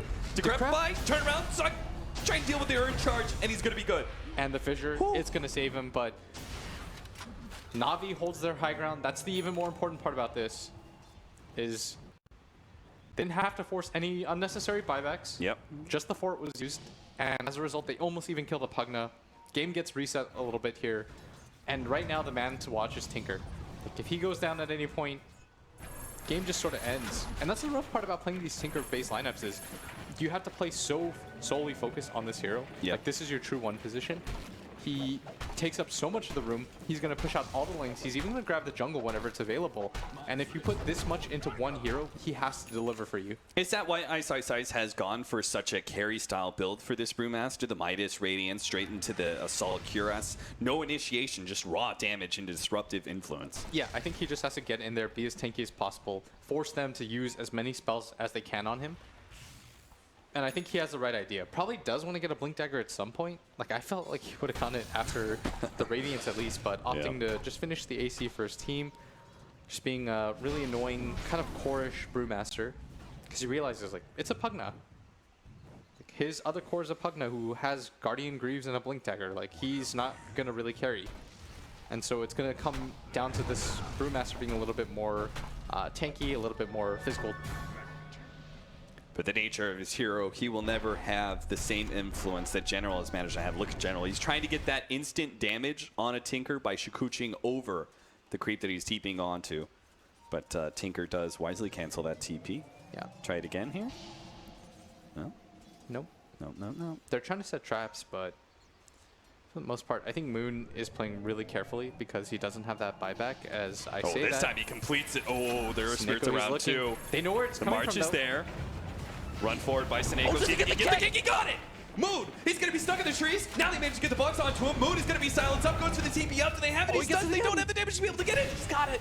Oh, no. That was Moon, what have you done? the last possible second that Sneko could have gotten that off. We talked about how disruptive he's been all game. He comes in clutch again. This is a 5-position Earth Spirit who's had so much impact. Oh, I thought he was going to play safe. But yeah, he doesn't. canceled that TP 2 different times. And finally, he's like, all right, I'm going to go. Yeah, Na'Vi rewarded with their patience. Wow. So 70 seconds on the clock for Mineski's Tinker. Na'Vi, it's just a race to see how much damage They've they got can do to Aegis. the base at I this think time. they just go for it. Yeah, I mean, they take one lane of Rax for sure, right? Yeah, they got Aegis right now. They've got BKBs up. All their spells are available right now, aside from Magnetize. Waktu yang tersisa tinggal 10 menit. Mineski do have a lot of high ground afforded to them between the combination of Pugna Blast as well as Earthshaker Fissure blocks. And then there's always the Magpire and Brewmaster initiation You for gotta the be team careful fight. though. Den, he's looking for something. He's vised up right now. Wants to be able to get that easy skewer back. Any sort of numbers advantage. They got the chrono. Chronosphere onto Ice Ice Ice. See if they can finish him off. Don't let him get off that ultimate, but they're just not doing the damage fast enough. They have to get it bashed out. He has to get off the ultimate, and the RP put on Nabushi gets a defensive 4-step away. Now Decrepify, he's being able to get out of this one. This is not the Brewmaster fight just Na'Vi tries has to to stall up this fight as best as possible. Na'Vi on the retreat. Only 15 seconds till the Tinker is here. The Brewmaster is trying to finish off Roger, who's forced to use his ultimate. He just wants to be able to control these heroes, get any sort of tornadoes and stuns until the Tinker is back online. In fact, they almost finished off Crystallized without him. They managed to hold. Mineski did have the high ground defense as Na'Vi blunder their initiation. It completely screws that lane of Rax that we were hoping to see taken. It was just too far deep. Nobody could follow up Crystallize. And when he was that far away, if the RP connects on Ice Ice Ice, maybe that's a kill for them. But, oh, they dove in so far for that, wasted Aegis. And they had to work so hard for that Tinker kill. It ultimately leads to nothing. Very well done by Mineski in that fight. That Shadow Amulet too Yes. on Mushi. That was a big save If you didn't leading quite into the catch that. Crepify. Just perfect team fight. Who was that? Who was that? Jabs? Yeah, Jabs. Disassembling his Shadow Blade for the Shadow Amulet? I think he didn't have it in the first place. Oh, okay. Oh, I hope they get to show that. That was such a cool fight. I think if Dendy was like a pixel closer, that's how close these fights have been so far. Like if Ice Ice Ice goes down, maybe they just go for it. Yeah. As is now everyone Now they've trying to got farm a out. gem. I mean, they need vision control real badly for Moon. Yeah. A lot of BKBs on the side of Na'Vi, but And if they could get an MKB for Weaver, is that his next item with 4,000 gold? I think MKB is okay. Maybe if he goes for a Bloodthorn as well. Okay. I think Bloodthorn has a ton of utility in Yeah, this that game. would be pretty good. Yeah. And notice, by the way, the Tinker has decided to go Whoa! for... Sineko. No, he's gonna be. No, he's not gonna be stopped. Jabs did not know where he rolled to, so missed out on the Fisher. Yeah. But the Tinker is going to go for the Shiva's Guard, and that's going to make him quite tanky. Although he does still die really fast. I know Mushi was thinking about the Shivas as well, but Under attack. since Tinker's got to be gone in for it. Yeah, and right now they're going to run into the Ancient Black Dragons. Trying to take those down. Ice Ice Ice beating on them right now. Oh. Not even going to get one of them. And Didn't get the Crystallize crit. grabs the tier 1 tower at bottom. He's getting really strong right now. He still has enough BKB charges too that he's scary. Dendy, of course, has only used 1 charge of his. General still up to 8 Radiant's top tower as Moon. Moon's going to try and hold this between March and Bouncing Laser. Yeah, His but- team will take that tier 2. Hoping to be able to force Na'Vi back in a defensive position rather than vice versa. But Dendy, there is inherent risk General's to on the trying hunt. this out. Mushi is going to be caught here somewhere in the trees. Dendy going to go ahead, pop out on him, tries to go for it. Misses out on the skewer backwards here. And the Brewmaster already popping his ultimate. Mushi has no way to defend himself though. A Decrepify is coming up soon. Hoping to be able to get out with a life drain on anything, but doesn't find a single target. Echo Slam immediately thrown out on General. They can make this trade-off. That'll be worth it. For Mineski, 1 for 1 so far, but Crystallize now coming in with the Chronos here, goes straight for Jabs. Jabs, who had already thrown his Echo Slam, can't be too disappointed. Oh, he as gets on long top as of Moon Moon. doesn't get caught, but Moon, he managed to reach through the trees to bash Tinker in the face. No, no, Tinker absolutely could not afford to go down there. They're going to lose Ninja Boogie for this as well. 4 for 1 trade. Na'Vi only losing General, who's already done his work. Finally get a good Chronosphere and follow-up. Moon had to get out of there, but played a little bit too close to the edge there. He does have buyback available. Really didn't want to have to use it, though, as he had that Shiva's completed. And apparently Roger's just rolling in the money so much so that he's going to go ahead and start picking Okay. up Dagons. He's going to get Dagons. I mean, he's already got Pipe, he's already got Axe. Yeah, they've got... oh, it is the Bloodthorn, by the way, for Oh, the okay. Weaver. It has to Yeah. be. That's a Somebody good needs to choice. grab it. They can't both go MKB. A little bit too greedy. If he can get on top of this Tinker, silence him, he kills him really quickly. No Yeah. defensive items on this Tinker. No Yules. What? And Ice Ice Ice, only person that made it out alive. Everyone is respawning though. So Tinker, luckily doesn't have to use that buyback, but Na'Vi inching forward right now in this game. 7k lead for them, even though the top 2 net worths on the side of Mineski, and that's going to change soon as this Chen, 17k net worth, has more than his Carry Weaver and the Magnus. How is Roger so big? The Hand of Midas, Black Dragons, I can see that, but I still can't get my head wrapped around the fact that this guy, especially since every single time like Brewmaster pops his ultimate, he's like, oh, Chen's a free kill. Yeah. He can't run away from me. 2, 6, and 13 though. On the flip side, Dendy 3, 3, and 3. Hasn't had too much impact in this game. Mainly just been an Empower bot and trying to land whatever RPs that he can find. He It's only been needs General. one big RP to win this game though at this point. It's been General that's really been doing a lot of the legwork. 15, Yeah. 5, and 2 right now, first team. For sure. Him, Sineko, Roger, those 3. They seem to have been the rock for Na'Vi. Right now, Weaver shoving out bottom lane. Is quite tanky in his own right. Still has a lot of BKB charges, and the Aegis did go on him. Cheese going to Crystallize instead. Does seem like Na'Vi and Mineski do share a very common thread, and they both try and enable their offlaner quite a bit, who Yeah. can sometimes go into that carry style. Na'Vi especially prioritizing General, and to great success as he now has an Orchid. But in most cases, we normally see the Brewmaster being played more as an initiator. But I think the scenario just dictated that he has to play a little bit more offensive. Yeah. Run in, tank some spells. I mean, as an initiator, he's pretty bad against all three of these cores, right? Yes. And initiating slow rather than a stun, an ultimate that's kind of slow to get out. That's why he just kind of walks in. Yeah. He walks it in. It's like, it's all the same. He's like, hope for the best. And he has a BKB now. Like, this brew is very large. Doesn't say for buyback, though. Closing in on that 25-2, which is a big upgrade. And I don't know, is it going to be damage? I think it goes for the attack speed. Yeah, I think so too with his build. Does he really care about the primal split units? With the way that he's been playing? As I you see the mean, I Dragons could mid? see them dying pretty quickly Okay, if the Weir Dragons mid chooses. were just spinning for like a minute. Roger just had them spin, kind of taunting. Putting on a little show for Mineski Yeah. right outside their own base. They're trying to poke. I love this, but it is going to get caught. There goes that Aegis. Can they get the second one? Okay, this would be He huge. could They've got maybe- Echo, no, no, possibly he's got BKB BKB. preemptively. All But they're right. not going to get a tower for this, and this was an early Aegis and a BKB pop. Navi probably going to go on the retreat now. Wow, they really got nothing for that. Backdoor protection went up as well, so the Dragons didn't even do anything at the bottom tier 3. Dandy, though, still in this area, trying to see if he can get any sort of RP off. Sentry's been laid out, though. Is he in... He's just in range Just right barely now. in range. And Trying to gets go it for still. it, but unable. Oh, there's the Echo Slam easily turning things around, but now the Chronosphere on top of the Echo Slam. If they could get it's Ice, one Ice, Ice. giant pit. Ice almost finished off. They will manage to get him at the end of that Chronosphere. Dendy barely surviving. Pops BKB just in case to make sure he doesn't go down because they've got a huge numbers advantage now. They have to outplay the Tinker, though. Roger's going to be slowed down. Laser almost finishing off. Here comes the Rocket's Rocket. gonna That's going finish to be it. able to get him. Pop to Shrine. Snako trying to get out of there. Will manage to roll over the cliff. Still, Navi want to try to make use of this. There's no buyback available on either of those heroes. The Tinker though- had to heal. General going to be stopped from hitting that tier 3 by Decrepify. Yeah, and this three-way assault. Maybe they grab somebody with that skewer. No, it's going to whiff as... Mid-skewer going for Dendy. Dendy. Lots of damage being flowed out here. Ninja Boogie just hoping to be able to stall Dendy, but he did manage to get the silence on Moon. So Mushi jumps forward, trying to finish off Dendy himself, but now he's in an awkward position. He does have Decrepify to be able to protect himself if necessary, but Moon, he got that time dilation. Can't really afford to jump out and catch those slow heroes with the cooldown remaining.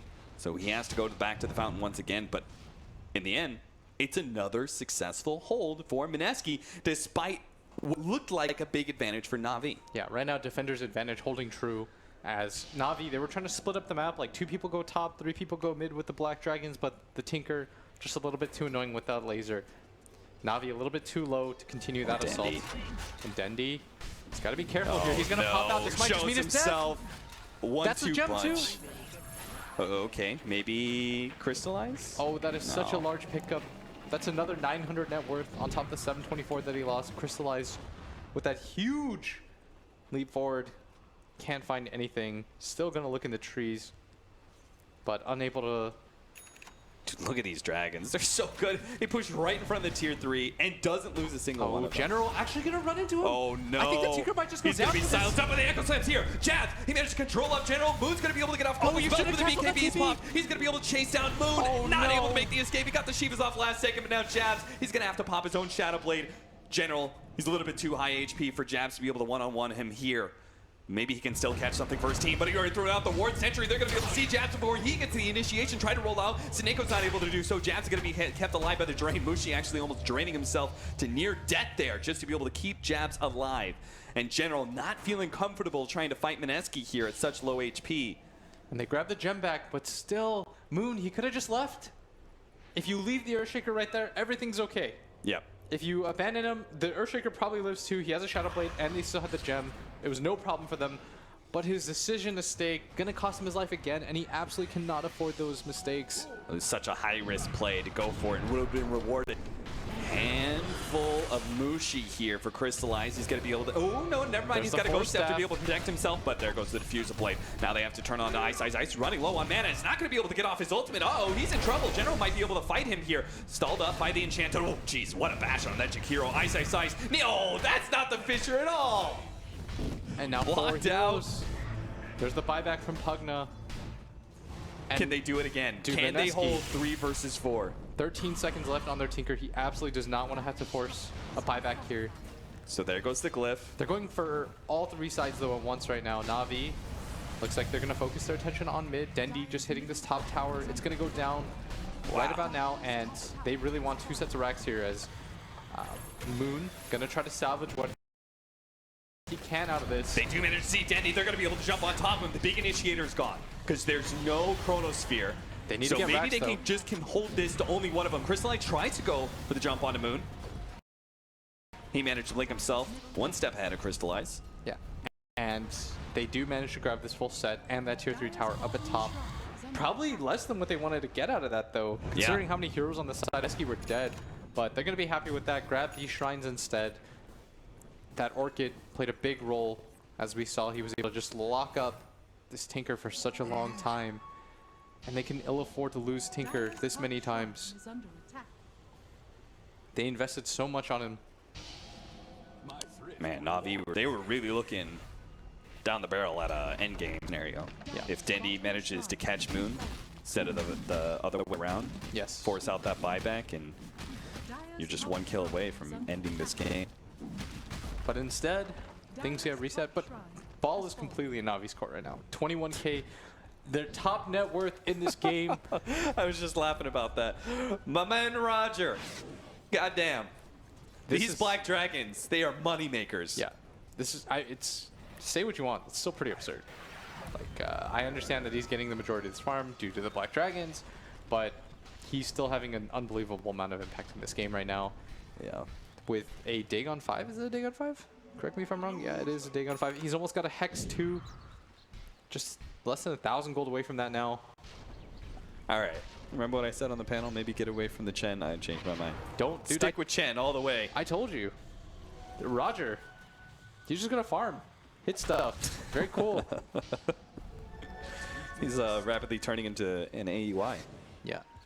Although he does get Eclipse now in net worth, but he had it for a bit, and that's all that matters. It's the era of these fours, man. Like, Tinker. And can he get something else to protect himself better? I don't know. It doesn't seem like... I think he's just going to go for the play element right now as Moon playing very aggressively, jumping forward, trying to clear this creep wave as best he can. He understands how many times more can you get caught out here, as every single time leads to a Rax. And buyback is all that matters right now for this Tinker anyways. He's going to shove in mid. They probably need Smoke another lockdown. They need a Hex. Mineski. I think Moon needs to grab a Hex. That'd be a pretty good way to be able to deal with Faceless Void, especially. He'll have a little bit of problem with. Well, no, I guess General doesn't have Lincolns, right? Because he went BKB. So this instant disable would be really value. Yeah, they're all gathered around this bottom area as Moon. Trying to bait out Tinker a little bit. Yeah, they want somebody to come for this. They did grab the 140 attack speed talent, by the way, on the Brewmaster. This is not your average brew. All right, we'll see how much of a carry he actually becomes. He's looking at Manta next. Okay, he's pretty much just Alchemist. All right. Yeah. Sure. He's Alk. Or like Naga. It's like a weird Naga. And they're going to show now. The gig is up. There's a push to top lane. They have to go back and defend. And I mean, there's no trap being set up right now, but I would not feel comfortable as Moon solo defending that push, just in case, you know, who knows what Navi's up to. Yeah, but what Navi's up to is this Roshan. I think this is like the 4th or 5th of the game. Navi grabbing the majority of them here as this Aegis. Gonna be huge. Who's gonna grab it? It's gonna be General, who's got that Bloodthorn fully completed. Dendy. What are you going for next? It's going Orchid into Bloodthorn as well, it looks like. That's pick-off potential. All right, well, Tinker does have the Octarine core.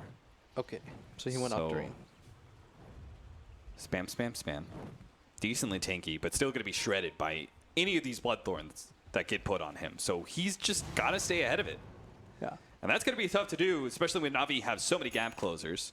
And they've got an Aegis to be able to fearlessly charge in. It's going to take some sick plays here from Mineski. Dendy trying to set up on that mid. Any sort of RP works for your team right now, because they are so far ahead. Seneko, he's going to get popped here. Hoping to be able to get a ward down on the high ground. You could already see the sentries laid in place, though. Mineski know how important vision is for Na'Vi to be able to break this high ground. Yeah, Na'Vi, they really want this. The Weaver pushing in mid at the same time, getting control of this jungle area.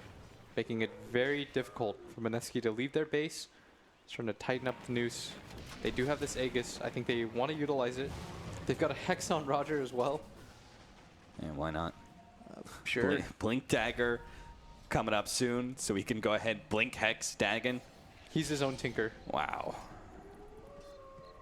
Dude, that is actually so much damage with Penitence, too. If you showed me these items minus like the regular boots and a pipe, I would have thought this was a Tinker. Yeah. I guess the Midas. Never mind, I lied. It's still absurd. What, you don't refresh your Midas? I wish, man. All right, another ward being attempted to throw down. There's the kick. They're trying to save that ward. I mean, they can't expect these. Oh, there's the initiation down at bottom lane. Managed to get the RP onto The two-man two, RP? but not grabbing Moon. So if they can actually just get these 2 kills, Mushi is immediately going to be losing his Ghost Scepter status. Every single time the Diffusal Blade comes out, Jabs may still go for the control here onto General. Does have the Echo Slam. He can throw it down, but he actually chooses not to. Backing away from that one. Tinker General silence stuff. actually turns and now goes against Moon. They're getting all these silences off. Here comes the Void. He does have the Chronosphere, not able to go for Moon. Instead goes for some of the sidelines heroes. Let the rest of Na'Vi deal with Moon, it looks like. There's the Jabs kick. trying to head, manage to get the defensive force staff. Moon trying to head back, but won't be able to make it out. Snako managed to get the last bit of damage with the help of Dandy. They're just running over all of Mineski right now underneath their tier 4s. They have to get a full setup here for the Tinker to be able to win this one, but he can't get outside of his own fountain. He keeps on getting slowed down. The Skewer misses, diving all the way into the base, all the way into the fountain, trying to finish off the second life of Moon. General sitting on top of him right now with the invis, but won't be able to. He just locks him inside. He's like, you're not going anywhere. Yeah. I'm going to stand right here. You're not going to defend anything. My allies are going to go ahead and get Mega Creeps for us. This is definitely going to be Megas right now. Everyone healthy enough to take this. Crystallize. Didn't really have to do too much in that fight. Chrono, anybody, it works. The 2-man RP from Dendi finally connects. And this might just be the game as Roger buys back. He smells blood. Gonna run to the rest of his team who want to end this game. Right now it's 2v5. Ice Ice Ice doesn't have that split available. Not even that tanky anymore. Those Bloodthorns and MKBs absolutely rip him to shreds. No BKB available on him. Needs some trying to hold. major bash luck here for Ice. If he wants to be able to get any of these kills. Shivas and the bouncing laser will slow down General's damage quite a bit, but here comes Dragons. Now the jump forward. Time dilation. Crystallize going for Moon with the BKB popped. Hoping that with the Orchid as well, they're going to be able to get that kill. What a great skewer. Dandy has missed so many of them, but finally gets the big one to finish off this game. Tinker goes down for 2 minutes, and they'll clean up the scraps of Mineski as well and bring this game and this series to a tie. Brewmaster just trying to do the last bit he can with his Brewlings, but there's not much they can do. You see Mushi just show up, immediately dies from the mass Bloodthorns. Na'Vi will take all 5 from Mineski. What a late game scenario we had here. Going into it deep, 55 minutes. Mineski battle it out with Na'Vi. A Tinker on one side, but big time catch for Na'Vi. And it seems like Na'Vi's lineup, I mean, they played through the laning phase and did all right there. And they got to that late game, and they just seemed like the draft was just better for them all around. Yeah, it's like what we said. Navi's lineup, yeah, there's some holes in it, but the big thing is that we mentioned early on, this Earthshaker is the only form of control for Mineski. And that's why, even though I was more confident in Mineski because they're a very good team and Jabs is a very good player, you're still putting a lot on one player. And at some point, people are going to grab BKBs, and you're going to have to lock down both this Weaver and this Faceless Void, and you're just not going to have enough control, which is why I kind of wanted to see Moon, after that Shiva's Guard, go for this Hex instead of this Octarine Core. Yeah. Then maybe they have enough to be able to jump. Do you agree with the Brewmaster, just real quickly, in the choice of his items and not going for the... It was kind of a mistake for him not to go for Midas first item. He tried to still go for Armlet and then realized, oh crap, this is actually not going well for me. I can't fight, I need a Midas, and he got a Midas after that. The Razor caused him a lot of problems though, because then Lifesteal had to go all the way to top lane, and then they couldn't even kill him on bottom once they had a more favorable matchup. Yeah, but Razor was actually quite poor at the start of the game. He actually had less net worth than the Lifesteal at some point. He kind of relied on his team, his team actually got him back into the game. They took a few good fights. Earthshaker set up really well for them. Jakiro was like pushing on the lanes. That's the thing we were talking about though, right? It's like you want to be okay with sacking when you're in lanes, and Ice did it at the cost of some of the other team. He doesn't actually need much farm this but game. I think the issue is they sacked the Lifestealer, but the rotations failed. That was the problem. Like, Ice got sacked, yeah, he got sacked, but Earthshaker rotations were good. They got a few kills. Mhm. Very, very important kills on the puck. They killed the Lifestealer like twice. One lane, puck died once at bottom lane from the Earthshaker. They got key kills with the rotations, but the Chen and the Earth Spirit, which are arguably the better roamers, they should be more done, right? Compared to the Earthshaker. How can the Earthshaker be doing more than your Chen and Earth Spirit? He had some really good fitters. Yeah, but still, he shouldn't be doing more than the Chen. I'm with you, dude. That's why I thought the early game would have gone better for them. So 2 out of 3 lanes should be good for Na'Vi, but in the end, it was only one lane doing well. All right, we've talked about Na'Vi sucking. Why don't we focus on the positive of the play of Mineski? Because Well, Ninja Boogie. we enjoyed the Earthshaker play. Yep. Ninja Boogie was in the right place too. Well, I mean, he died one time on T1 top and lost the tower, but aside from that, I think he kind of absorbed a lot of the ganks and didn't even die. He was doing his job. Basically, as a Jack hero that game, you want to be holding off the champ push, number one. You don't really care so much about... it's great if you don't die while you're doing it, but you still need to do your job. You stop the push, you slow them down, and if you die and they use like 3 heroes, they use 3 heroes to kill him. I'm a position 5 Jack hero, I'm like, whatever, dude, kill me. Just kill me. And I cleared the creep wave. You're gonna waste so much time to push down the tower whereas compared to the other side of the map, the Mirana's pushing out the lane. The Razor, which was behind from the laning phase, he was pushing out a lane, he was getting a tower. I would die for that, if I'm a position 5 support. Yeah. I would definitely want to die. So the strategic play against the Chen was really good, and I think Earthshaker also just stopped a lot of their movements in their tracks. Okay, And how much is this Mineski stopping Na'Vi play, and how much of it is Na'Vi just not playing well? I would say maybe like A mix of both, though. I think. 30-70 maybe. If I had to assign percentages to it. I actually think it's half-half. I think Mineski did well. Not to take anything away from the rotations, they did well. But half of it, at the very least, was like Navi's own fault. Like when they moved top, they made 2 kills. Yang sudah berhasil melalui berbagai tahap dari benar. Tim Erakin harus tewas dan hanya misalkan Jack seorang diri. Agak sedikit sulit ya karena apa yang dipegang oleh Jack kayak kita tahu ya. Ini agak sedikit sulit banget. Lihat 2. Oh. Masih bisa melancil nampaknya. Jack tadi. Oh. Tapi memang tidak bisa dipungkiri ya karena udah jelas tadi memang keunggulan side istilahnya ya. Benar banget. Apalagi 2 lawan 1 agak susah juga dengan apa yang dipegang oleh Jack yaitu sniper. Jadi keunggulan itu sendiri buat Raftel lagi 3-2. Yap. Walaupun tadi ada sedikit miss dari pemain Raftel yang menjaga tadi satu orang pemain bisa kecuali sama Jack. Tapi seenggaknya match tetap baik. Punya siapa itu? Punya temennya kayaknya punya temennya. Mudah-mudahan punya temennya sih. Oh, kuning ya. Susah dilihatnya memang benar-benar antara kuning dan juga biru sih. Nah, kalau pink masih bisa. Second series goes the distance yet again. As long as the Dota's good, it's all good for us. That's for sure.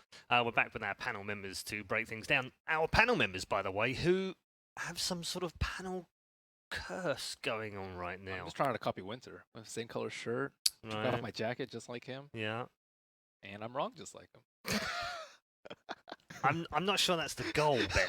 Oh, I think that last part needs to change. Yeah, I'm not sure why would you copy to be wrong, Ben?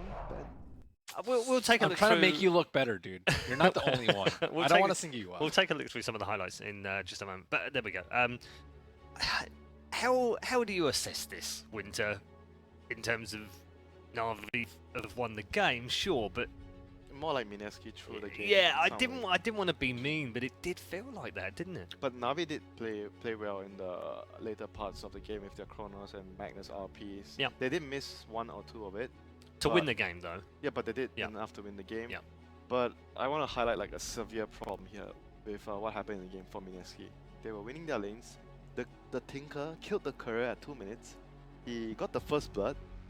Kind of expect, oh, this game is going to be really, really good for Mineski, right? Yep. And then they were winning bottom lane as well. Panda was getting like the good 1v1 matchup against the Void. And then he went for a first item this before Dagger, and he didn't even buy Dagger at all in the whole game. I kind of sat there and felt like you would probably be upset about it. Like what Will mentioned in multiple podcasts, like you don't Dota with only one initiating hero. You want to have multiple ways of starting the fight. Because the peak of their lineup was like when they had these bots on Tinker and Dagger. Like his Dagger wasn't quick, but his Dagger could be quick if the Panda went first item Blink. Because they won mid lane, they won bottom lane, they broke the bottom tower really quickly. He had like, I think he had like 2k gold. He bought a Midas recipe. I was like, huh? Don't you want to just snowball? You get a Dagger, you fight. He didn't have any really good good ultimates in the early game because he didn't have a Dagger. He always had to, if you watch him play, he was like hiding in the trees, running in, trying to run in and get his ulti off, and they weren't really effective in the team fights. The Pokemon and the Tinker needs to rely on the Panda to set it up for him, but he didn't have a Dagger. Game. You do not want to miss out on your power spike because when you look at Navi's lineup, you know they're going to be really strong late game. Chronosphere, Magnus RP. You don't want to fight them late game. You really don't want to go late game against them. They needed to snowball harder. Okay, we'll take a look at the board and these statistics to go along with it. You'll see that Roger and Crystallize will be at the top of this particular scoreboard. Chen was like top net worth, right? Chen Yeah, I was did third bring most this points. up. This is not right. I mean, it's not supposed to happen like this. General also played really well. Yeah, he did. He Yeah. was especially towards the so end. That often Weaver really was good. all over Yeah, the I map. think General was the MVP for now. He Yeah. made so much space and he caught Weaver of all heroes that caught Tinker multiple times. You don't expect it. You kind of expect, oh, it's gonna be the Void catching him out, Earth Spirit, or the Magnus catching Tinker. No, Weaver doesn't catch Tinker.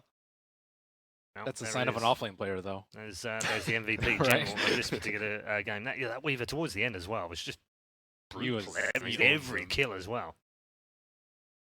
Crazy good game from General. Also, one of the things I wanted to pick up on was Dendy. How do you rate his game and also his build as well? He didn't really have a very good. His build was alright. Was It's it? okay. Can be better. Yeah. People hate on the Echo, but it's Yeah, but Is the problem with that he's gonna? I think the Echo is a bit similar to the Magnus. Sorry, not the Magnus. The Panda going Midas first and no Dagger. It's like Yeah. he's not trying to start the fight for his team, but he's trying to do damage where actually the damage is coming from the other heroes. The Weaver, even the Chen does a decent amount of damage with the Earth Spirit. I think people wanted him to get quick dash so that win the fight. Win more team fights. Is the problem sometimes in these games where you go a build like that, you win the game, and you think, oh, that worked. Yeah, but it's actually not that great. Right, and that's the point, isn't it? But it was also okay because of the fact that the Panda went for a greedy build, so it actually reduces or it limits the aggression that Mineski can put during that point of the game, which was so crucial because they're hitting their power timings. You don't want to hit your power timing. Oh guys, we just hit our power timing. Let's farm. Get a Midas. Then everything gets screwed up after that. Everyone wanted to fight at that point. Yeah. Tinker was like, I'm ready. I have bots. Pugna was like, I got my levels. I want to fight. But Panda's like, guys, I'm actually kind of fat for laning phase. I think I'm going to go get a Midas first, if you guys don't mind. one of those times you click on your teammate, you're like, what? Then no, that's not even the worst thing. You listen to him say going for Midas. Oh, you're like, okay, Midas. Maybe his Dagger will come soon enough, And then you click on him again. He's queuing Radiance. So where's our Dagger? Guess not. And after Radiance, I'm like, maybe he's still gonna go Dagger. Maybe, just maybe, And then he gets AC. I'm like, what? No, where's the Dagger? Then after the AC, he goes, like, he just wants to do damage. BK wants to, but in the fights, if you notice, he wasn't even actually clicking on anyone because he got chrono and he got RP. He just got stun, and dead. Mushi was like playing really well in the few fights, keeping him alive with the decrep. But that's not how you want that draft to be played. You want the Pandas to start the fight, Pogna killing people with the decrep and ulti, not saving your teammates. Okay, we're going to move on to our third and final draft, Ben. 1-1. We've often said that Dota's very similar to this. It happens a lot, doesn't it, where we get one and then the other team figure it out or they figure something out. Na'Vi didn't change drastically in that draft, did they? That's what we thought. We thought they were actually going to.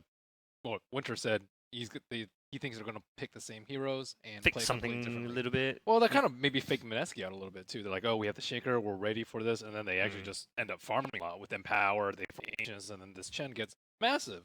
So that was kind of a nice switcheroo, and at the same time, Mineski felt like they were comfortable taking it late game. Yeah, but still, if you look at that game on Navi's perspective, early game did not go well. That was a problem there. They lost. The middle was lost.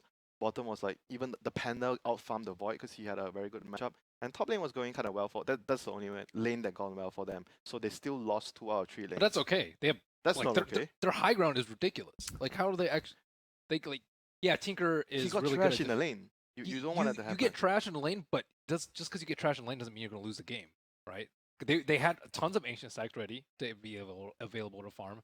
They weren't too concerned about the Panda for aforementioned reasons, but I think like if they actually came to high ground, they probably still would have been okay because of their lineup. Like if you lose the early game and you have like Huskar like yesterday, yeah, you're gonna lose. But if you lose the early game and you have all these ancient stacks to farm back on, you have like these ridiculously good late game heroes, and you have ridiculously good farming tools like Empower, I think you're okay. It's not the end of the world. I'm like someone's gonna lose out of the 3 lanes generally. Yeah, but still, you don't want to start on the back foot, especially when you have Chen. You want to at least win 2 out of your 3 lanes. Otherwise, why are you drafting that kind of early game hero? You want to secure the early game. Was he early game? Did you see his items? Looked pretty late to me in that game. How about you two?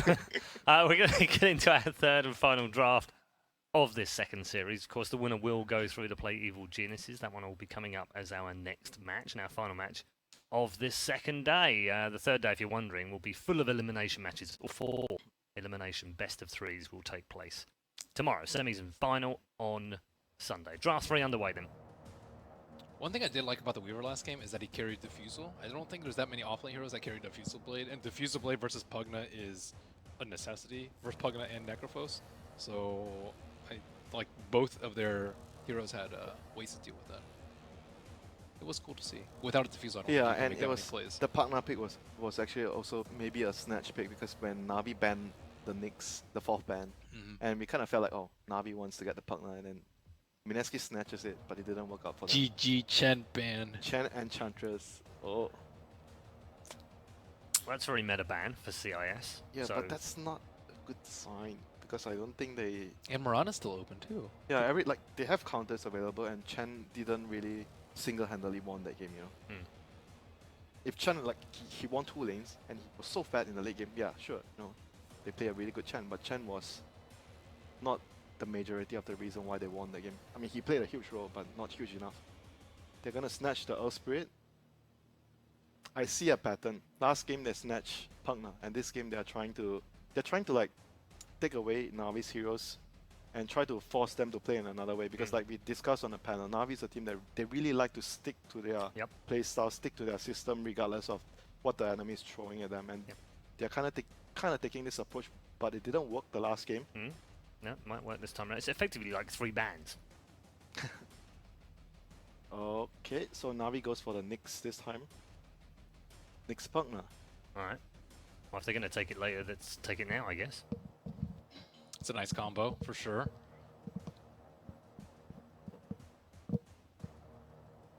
But it's gonna not have that like early game and push impact of like a Chen and Enchantress that Navi is so accustomed to, because they really like those 2 heroes who win the lanes and push down towers. I guess Pugna can help you do that, but Nyx is not so much of like a lane winner. He's more like really annoying. They go for the Silencer here. I think they feel like this hero is better against the Pugna. I'm not so sure about that. What's the plan behind it? Or they are going to pick some Bat Rider heroes that are really good with Silencer. Bat Rider and Silencer versus Nyx. I feel like you could just pick one hero that's better versus both of them. No, I'm just trying to understand why they actually chose this opening, because it's not very common that. I think we saw this opening once yesterday, if I'm not mistaken, and we end up seeing like a Clockwork after that. Like pretty much when you draft a Silencer, you want few heroes that can actually jump in, get a catch. I think it was probably at the LGD team. They had Earth Spirit, they had Clockwork, and they had Storms. They pretty much have 3 initiators with the Silencer. Right. Clockwork seems way more likely than Bat though. Although I do like Bat a lot versus Pugna. Yeah, Clockwork's still good. Ice plays more heavy farmers though. Both of them don't really suit him, right? Yeah. But he definitely can play it, and if it's really good for the game, I'm sure they'll still pick it for him. He could play Magnus too. Yeah, he likes to play Magnus because Magnus is a hero. He's a farmer. And he likes the Helm build. Yep. So they ban out the Timbersaw still. Like, to me actually Pugna and Nyx are really good heroes against Timbersaw. Brood is open though. And these 2 heroes, I guess Pugna can lane okay-ish against Brood, but Nyx doesn't do anything to Brood early. could be a possible pick here because Mineski has the 4th pick here. Navi has to pick first, so Mineski could be having a good shot at picking. Like if Brute is really good at the fourth corner, we might actually see it. Oh, but Brute could also be really good for Navi here because these two supports are really bad against Brute early on. So Navi can actually do what Liquid did to Mineski in the Grand Final series where they actually snagged the Brute early in the 3rd pick. And then after that it became every game Brute was banned just right away, second phase. No moments to try it out.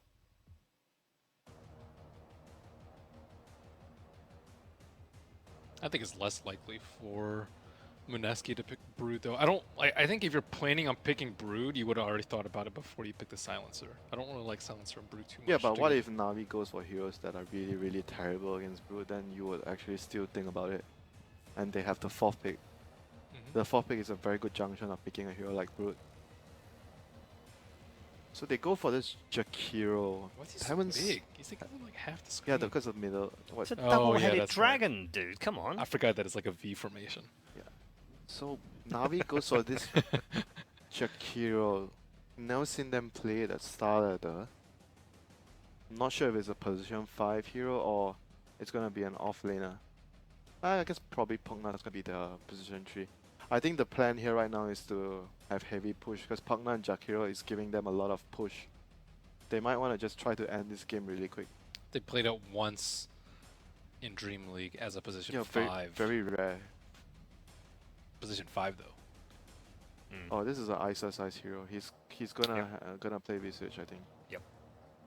Almost for sure. Second most played hero under the current patch. It's quite good against the Pugna and the Jakiro, the stun from the familiars and the burst, because you want burst against Pugna. I think overall it's a pretty solid pick here for Mineski. It gives them a lot of stability in the draft. Good team fight. Because when you have like a Silencer plus Earth Spirit opening, you're probably most likely gonna build around team fight, and you wanna have some other heroes that has deep push, because those 3 heroes are not going to be pushing our lanes that well, so we'll probably see those in the next 2 picks for Mineski. Oh, Sven, this hero is quite good against Visage, the armor, against the birds. Seems so-so though. You don't like it? It's alright. But Gravekeepers I think is really good versus Sven. Sven usually can just destroy other cores really, really quickly. I think he also get kited very easily. Yeah, but if it's gonna be like an off-lane Visage, and maybe you can actually slow down his items from the start. I think if you have eco farm, the Visage is as fat as the Sven, then of course it's gonna be a problem. But I'm kind of expecting the Sven to be ahead in the game against the Visage in terms of net worth. If they have like the same amount of items, then it'll be a problem. But I can see it working. It gives your team, it protects your team with the Warcry against the familiars. I mean, it's just a very solid carry, like in the situation, I feel, given the situation. And they have like a pretty good lane. Jakiro Sven, they can easily kill the Visage in the lane at level 1. So for Mineski, they are looking for Moon or Mushi's hero here. He still goes for the Venge. He really likes to play the Venge, and Venge will buff up the Visage a lot. I think the synergy is there, like in the team fights. You give them damage and you minus armor, and it's pretty good at saving the Visage. Because in the team fights, like you mentioned, like Sven, he's probably gonna try to kill the Visage first, try to focus him down, and then you have that save from the swap to actually make sure that the Sven doesn't kill the Visage, and you kite and try to waste and wear down the BKB of the Sven. I also like it as a way to isolate the Pugna. We talk about the Batrider as here to isolate the Pugna, but not so great. But Swap Silence, very good at killing any of their heroes. They ban out the Batrider, so they actually think the Visage is mid. No, the Visage is actually going to be a position 3 hero. And I think the popular combination they like to run is like the Pug and the Venge. The core to the swap, which is still available for them. It's up against a Nyx though, so might be quite annoying for him in the game. What other heroes are there? Good against heroes that are good against Nyx is like some Dragon Knight. You want armor against men, and Dragon Knight will provide them the front line, some siege, some stun. Like general is like quite a stable hero. Armor sucks though this game. It's good against the Sven though. I know it's bad against the others, but good against the Sven, and gives them it gives them a frontliner, which they need a frontliner right now. The other two options is like the Puck or the Amber, which are both gonna be countered by the Nyx. Because of the Carapace, it's gonna be very annoying, but it would still be great with their lineup.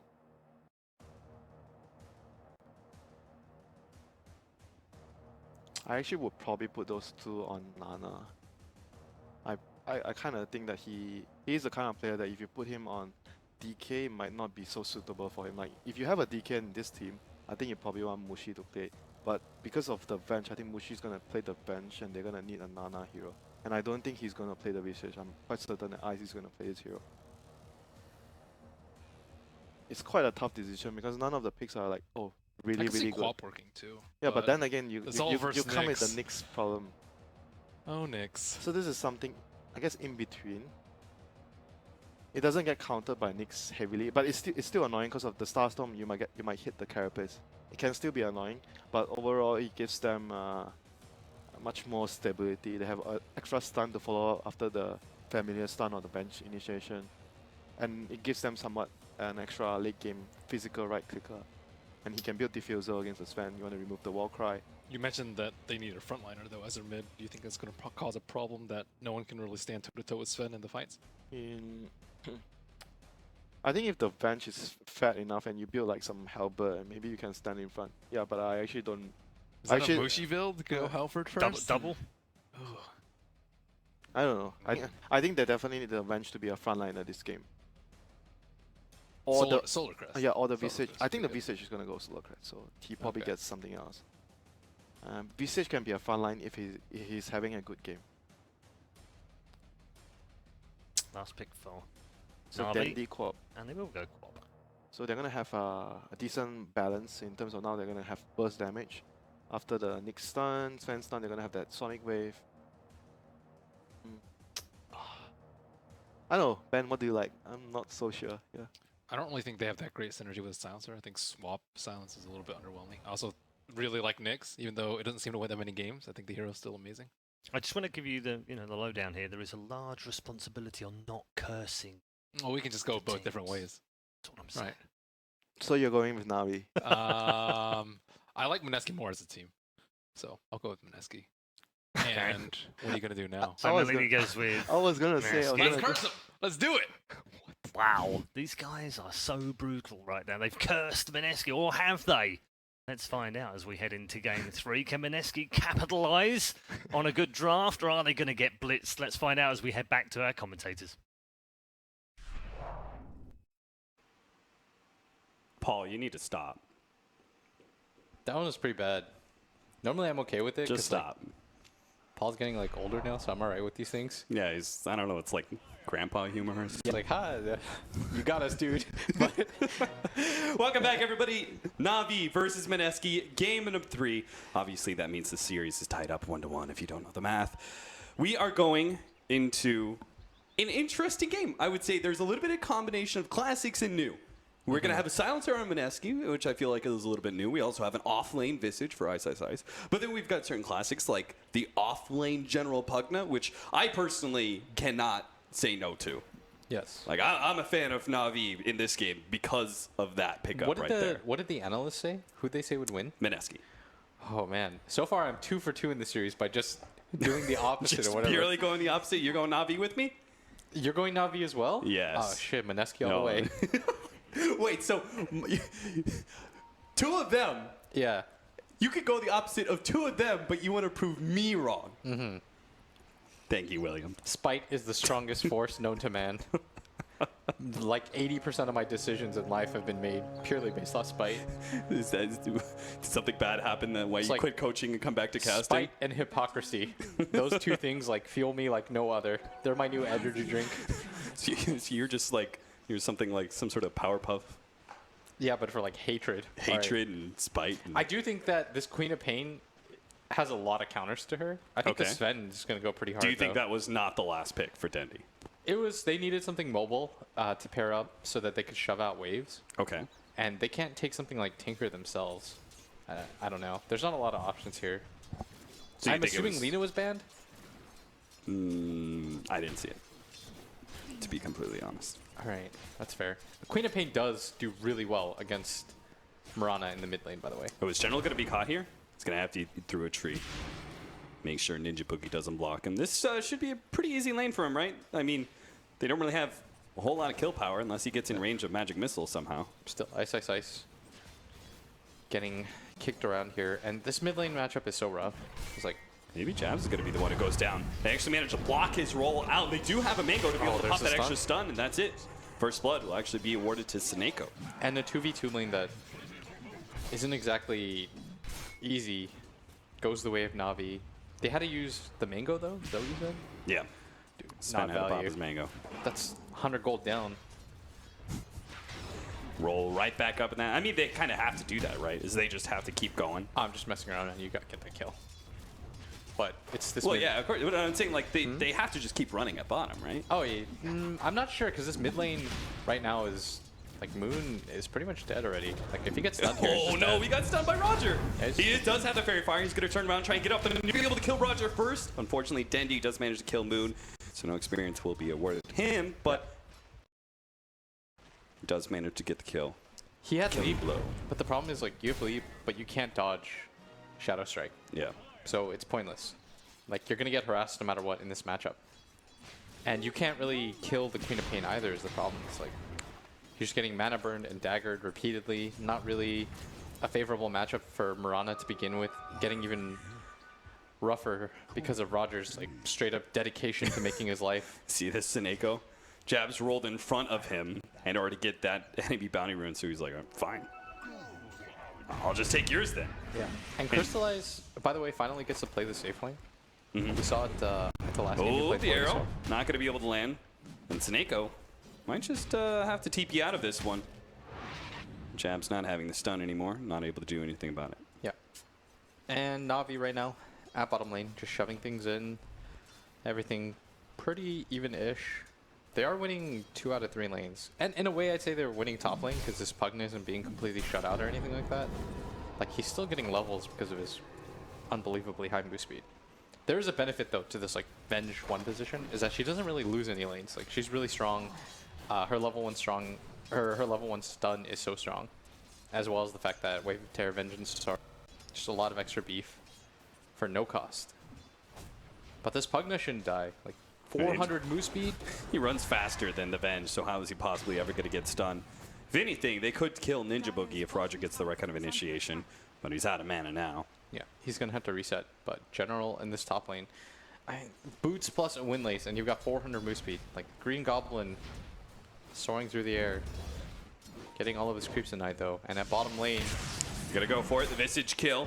Trying to knock down that armor, slowing down the attack speed. They do manage to get the nuke out. The Dual Breath starts taking him down. Seneko's trying to get another hit in, which might have been able to finish him off, but the Dual Breath by itself will not. Wouldn't have killed him anyways. He had a lot of HP built up, actually.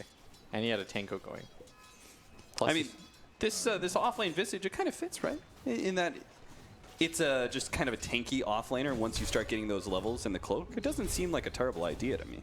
I never thought it was a terrible idea. Like, it's something that Mineski's comfortable with. They keep doing this thing where they keep giving Ice these micro-base heroes. But it's not the bottom lane that I'm worried about at all. It's the fact that their Mirana mid is level 4, and he's so poor that he's going around denying bounty runes, which I'm pretty sure is Earth Spirit's job. Is he's going to pick up a kill right here on Seneko. Going to bolster his game a little bit, but still not exactly what you like to see a Mirana do, because on the flip side of things, then he's a full level ahead, and he's been completely uncontested in farm. 27 and 18 for Dendi. Again, really making sure that he racks up those denies. Is 8? Roger, going to be able to catch him with the Decrepify.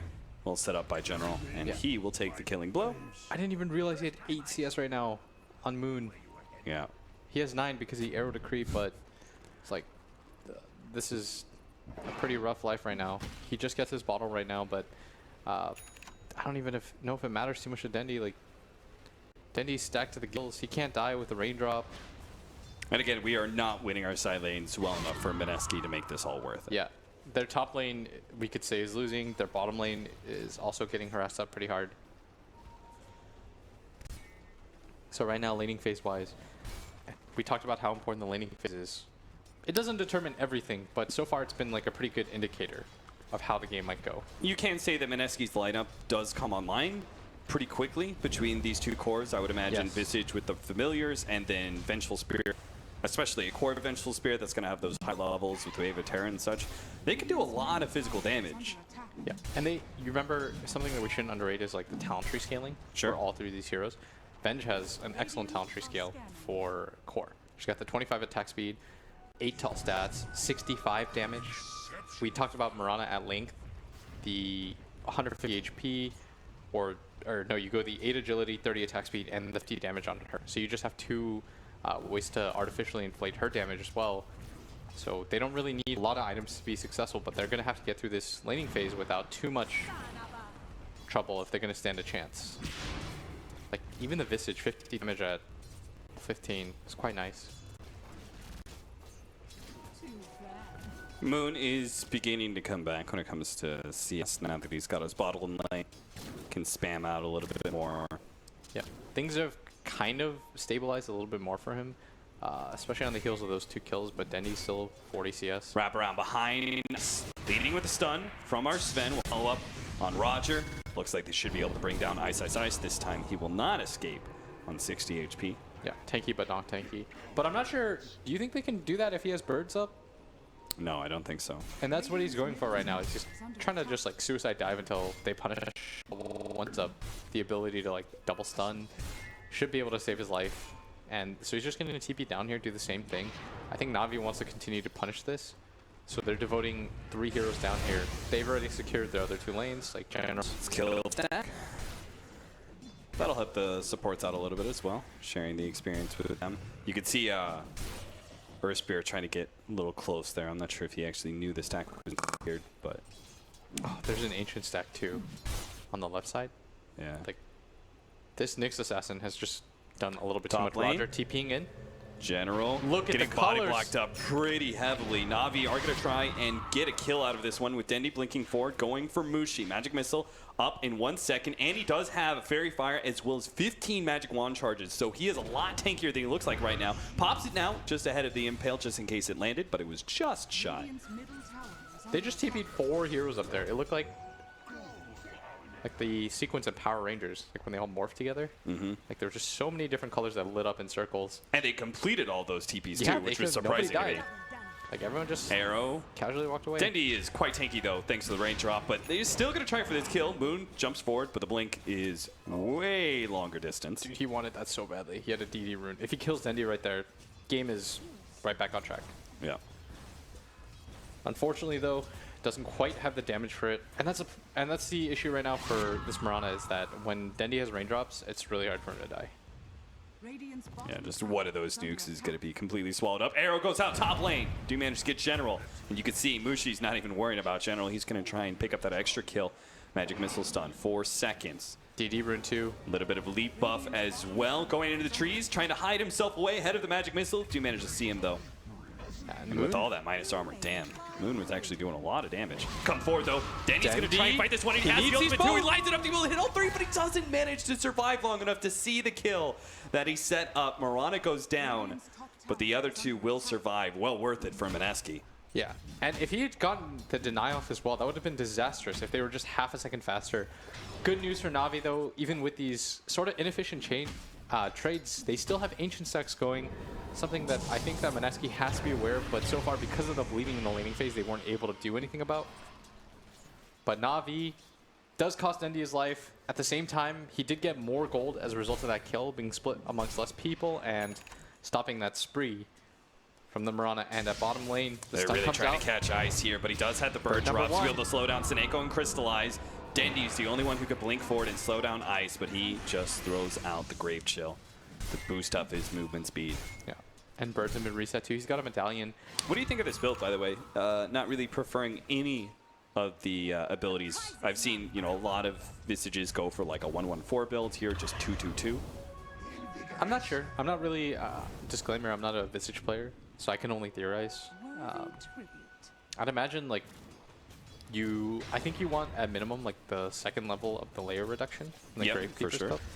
The cooldown I think on the Grave Chill is pretty nice too, but And then, I mean, I think the Soul Assumption, like, you're boosting that up a little bit early, but it does feel necessary against a Sven who takes so little damage from physical. Sineko's going to be caught. They made a rotation with Bushi, hoping to be able to catch a hero, preferably the Sven, but instead it's going to be the Jakiro, and turn that into an early push, one of the dangers of the Vengeful Spirit core. Dude, this game right now, though, is going to get scary soon for Mineski. Like, this Sven has a lot of Ancients to go towards. Going to pop his God Strength.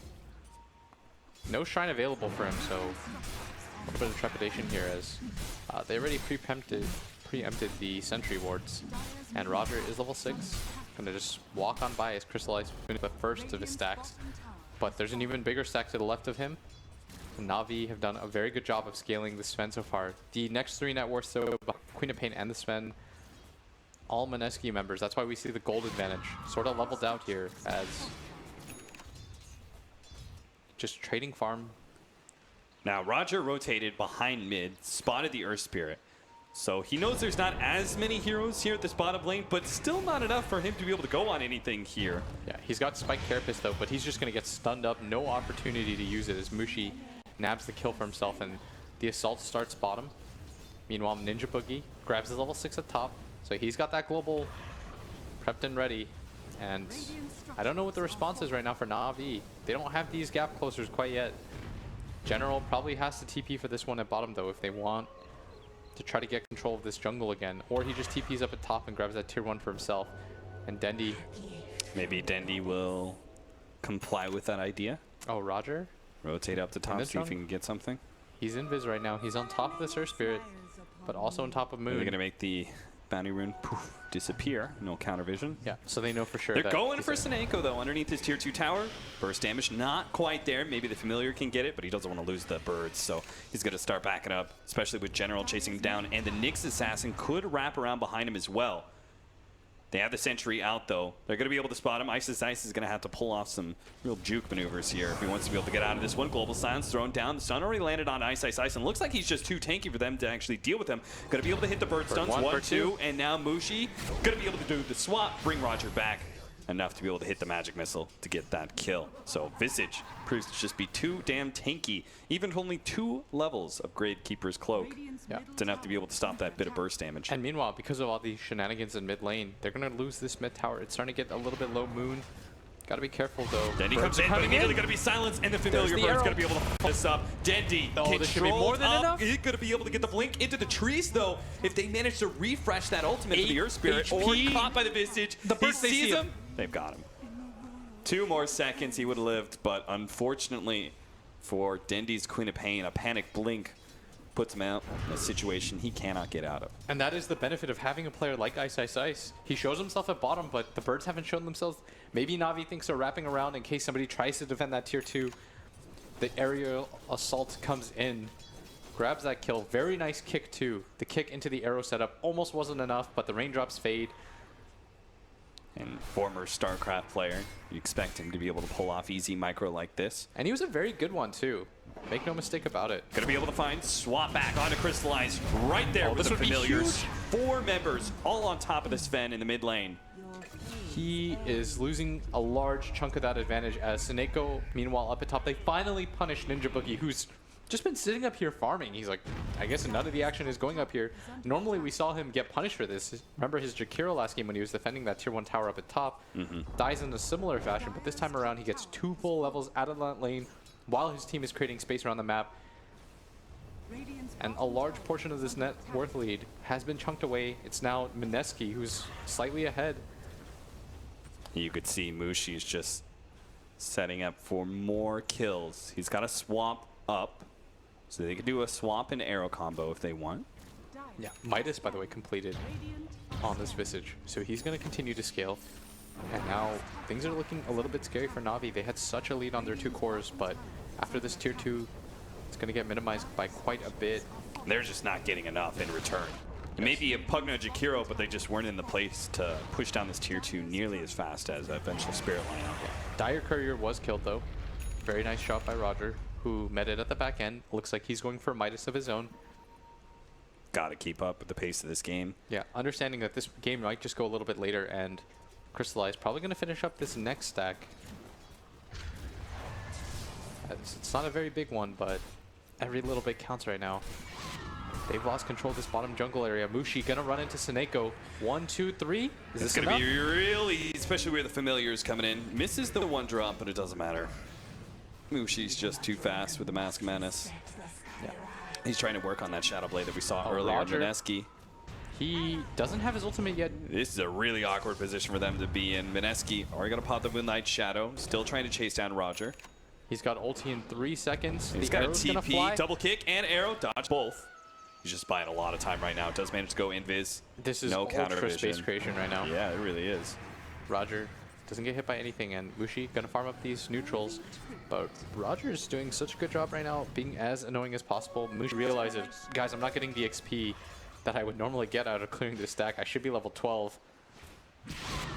Oh, Dendy finds familiars without the Visage nearby, so they're pretty easy kills. Yeah. Only gets one of them, though. See if you can get the other one. Trying to fly away, but he's just gonna Resummon? resummon. He's got Orchid, though. This is a very nice Orchid timing. Yeah, maybe they can actually kill. Oh, they've tried this before, though. Trying to kill the Visage. So tanky, and he has the familiars that will survive through that burst damage thanks to a Gravekeeper's Cloak of their own. Can always get the stun down. The rest of Mineski are actually running up here. Yeah, right now, don't necessarily want to fight. Smoke. See if they can get the roll in silence. They got him. Now here comes the arrow. Tried to dodge it, but body blocked up by jabs really well. That long of duration stun. It's definitely going to spell Dendy's doom. Yeah.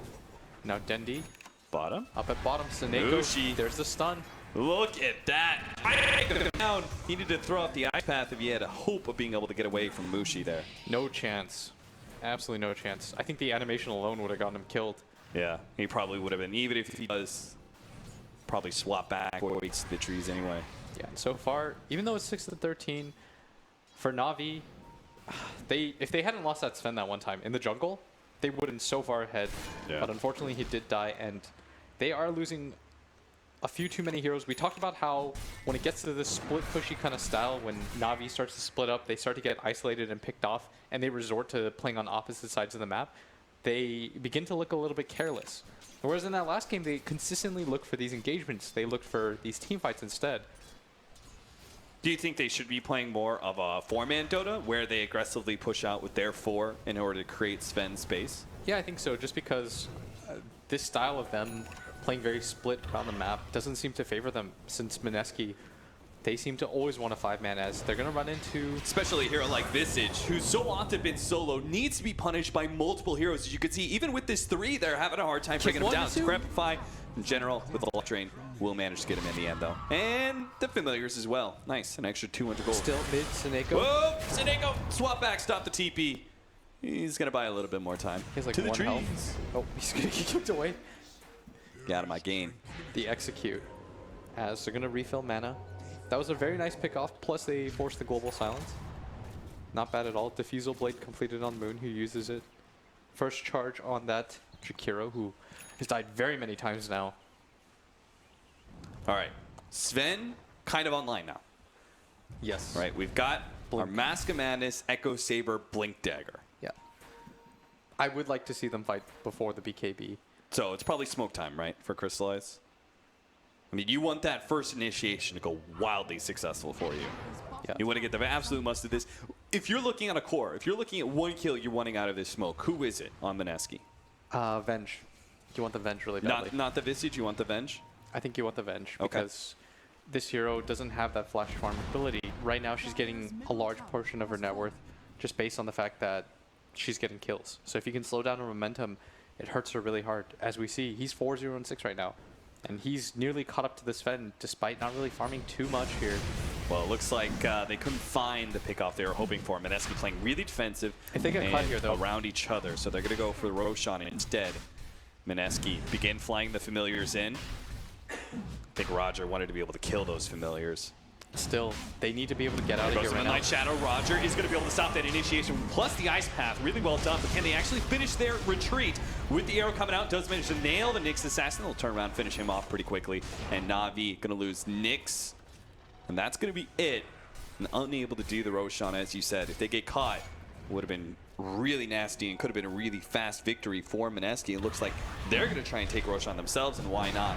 They know cooldowns are up for Na'Vi, and they've got plenty of minus armor and physical damage. Yeah, with the Medallion and the Vengora plus the Wave of Terror, they take that so quickly, and Na'Vi, they really didn't want to have to be forced in that position to go for the gank attempt and then swerve into the Roshan, because you have to pop God Strength early for that.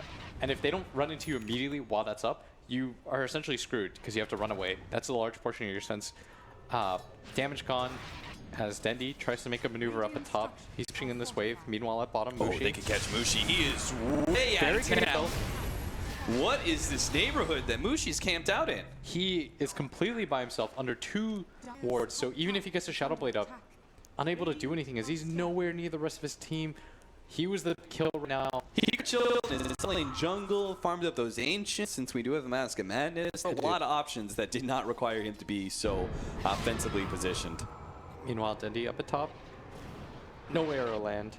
No arrow land, no familiar drop in time. Clean escape for Dendi. Still, he's doing a very good job shoving up the lanes. Probably what led to the kill at bottom anyways. Blink Dagger though. Ooh, that's going to make things significantly harder for Dendi. Yeah. Harder for the Pugna too. He needs a BKB. Which he's getting. BKB next. Protect your net worth. That's always been a mantra in Dota. If you have all of this net worth, it doesn't matter if you don't have a BKB. Because one silence is enough. Gem though, bought by the core Visage. He understands how annoying this Nyx Assassin has been. Roger gained way too much information for his team. And really help Lushi be able to play around the map with his Shadow Blade as well if they start running into wards and sentries. Yeah, and right now Na'Vi are just trying to shove out lanes to make it really difficult for Mineski to just 5-man up and go for a play with their Aegis. Right now they're just trying to avoid the Aegis at all costs. But Moon, he's going to make his way up at top. They've got the gem likely to run into Roger here if they're not careful. First ward has been taken down. This should kind of signal Roger that things are up, but they're actually just going to swing right past him. If they If wrap they could get up Dendi, and manage though. to get the back line, Dendi. He's going to be the first target that shows himself. Blink in, managed to get the stun. Easy combo for Even bigger Mineski. pickoff. Whew. A little bit fortunate that they did not run into that Nyx Assassin.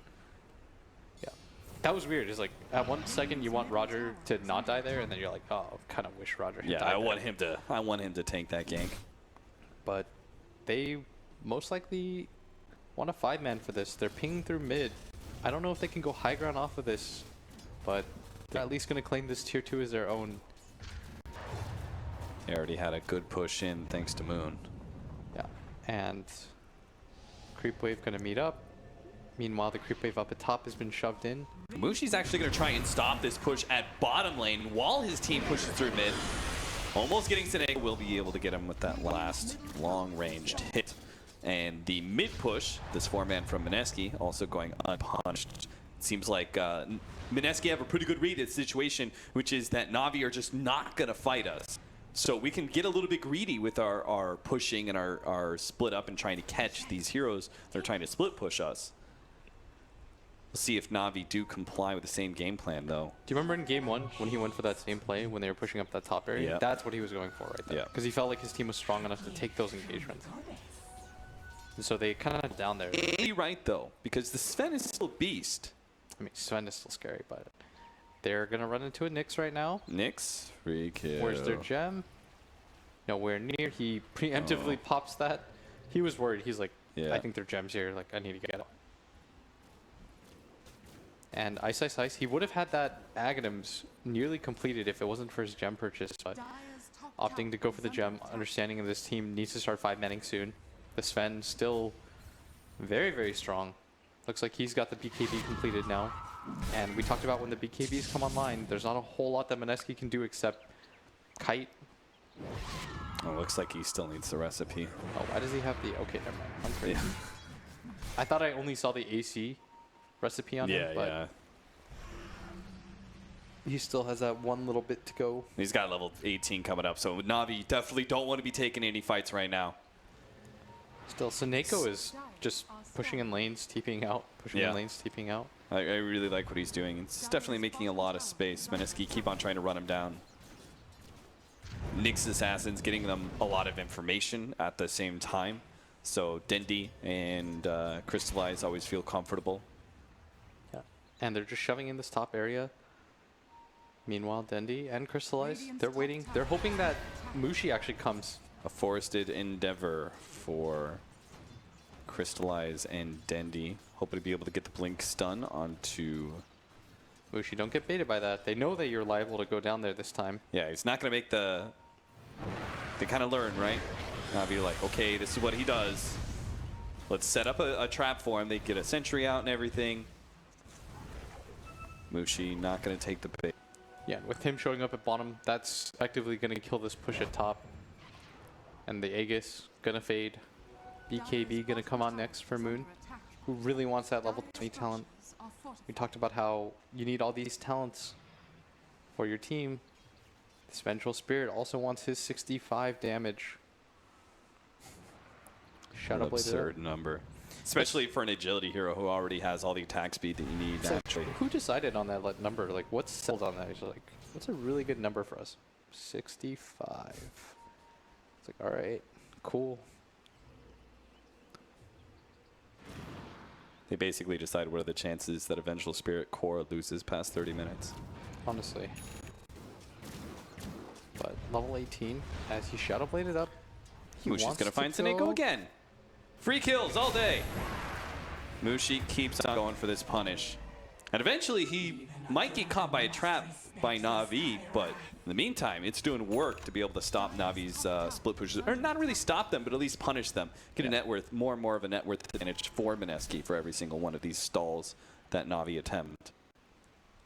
That's 300 gold every time, but I think they're going to finally kill Mushi here. They are. Maybe not. Oh, great jabs, kickback. He blinks in, tries to get the roll out, and he gets it too. Roger just runs forward, but it's a fruitless attempt. He's just going to feed away his life.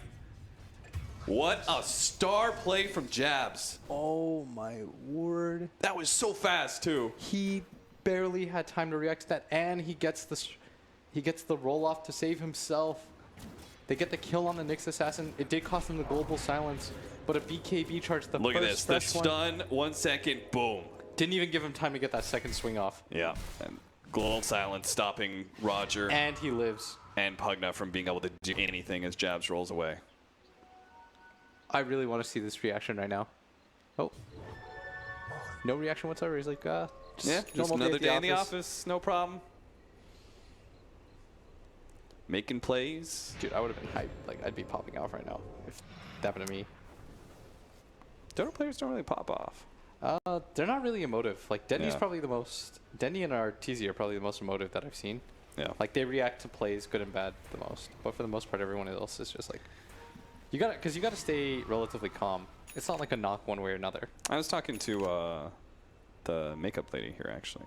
I was telling her how in CSGO, which is the other game that she's seen a lot of, adrenaline is such a big thing. Dota got its Calm and Na'Vi, they're setting up a trap here, but they actually win this fight. Nyx Assassin is going to be the first one to go down, but they are target mode, and they can trade 1 for 1. Oh, Mushi swap back. One last hit from Seneko. Dendi blinks forward, trying to finish him off as well. With the bottle, it's just enough. Moon might be able to get out of this one. Dendi's giving it on the kill, and Ninja Boogie's juked to the Crystallize. No longer has the BKB to defend himself, so Mushi can go ahead, get the stun. Here comes the stun back though onto Mushi. They can't quite do anything though, being controlled heavily by Ice and his familiars. The Nyx Assassin, who died to be able to set up an attempted kill for Na'Vi. They wanted that team fight badly, but they couldn't quite get the kill. Too many saving mechanisms as Mushi, with the big swap, barely saves Moon's life.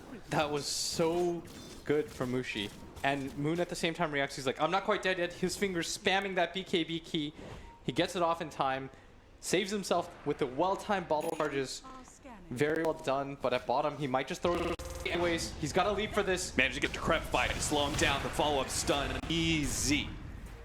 Na'Vi managed to find a pickup, but Mineski, Roger. Oh no, he's been spotted. Doesn't get hit by the stun. Doesn't get the spike. Hair pays off though before the silence, so he is going to be controlled up, picked off. Seems like both sides employing the same hit and run tactics. Mineski trying to punish Na'Vi for all their split pushing, while occasionally Na'Vi will group up and try and go for that team fight. Dendi might have just found a free kill in Ninja Boogie. Oh, he's not willing to commit to it though. Yeah, good thing too. It's familiar. It's just coming on the cliff. Dendi would have been in a sore spot. Yeah. But man, Moon has that epic survive. as everyone works so hard and tirelessly to keep him alive, and then 2 seconds later he just dies at bottom. Still, very well played by both sides, as we're going to see the teamfight recap. He walks in, completely controlled up. Mushi They had so much with the swap. doesn't even have a BKB. He just made that play, and Dendy blinks forward. The bottle tick is just enough. He has to give up on that. Oh, 29 HP. Lagi 3-2. So, that was dirty. Well played by both teams, actually. Yeah. They didn't really lose anybody. They lost the Nyx Assassin because he was first one in, but... And he is working on a Blink Dagger. It seems like they want better initiation, as they should, because it seems like it's just the Sven blinking in and stunning, but they have these swaps. They have the blink kickback that we saw from Jabs. I don't know if do we have any like force staffs or anything? I don't think so, but it seems like for the most part, like just that one stun initiation is not going to be enough. Yeah, they need more follow-up than that. And the Nyx Assassin right now, he's trying to get a Blink Dagger because he realizes that this whole like invis purpose that he's playing in the game is kind of fading away.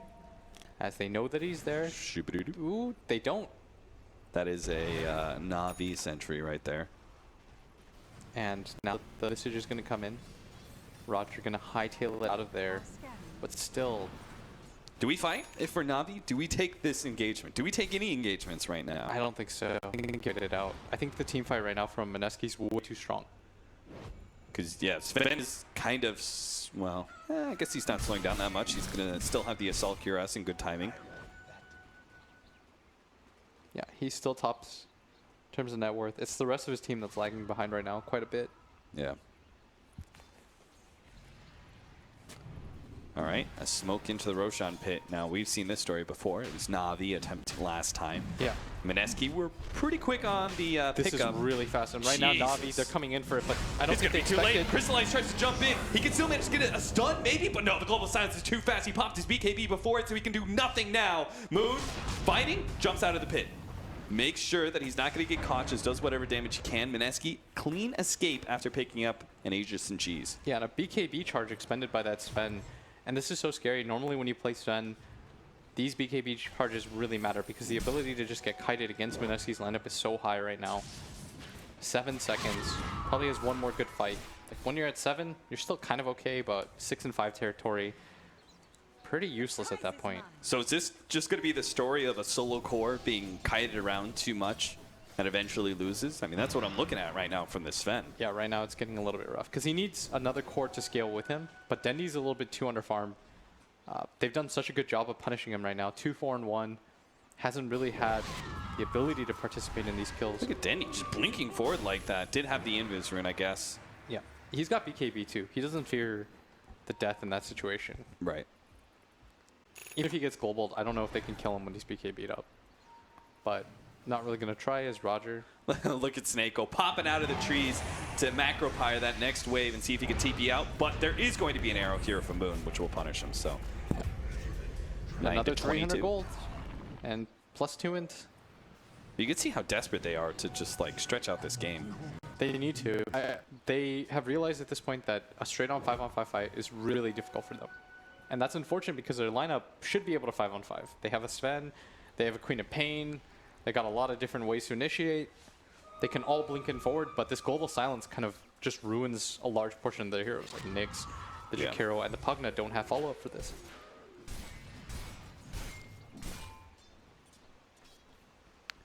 So close to that blink dagger for the Nyx.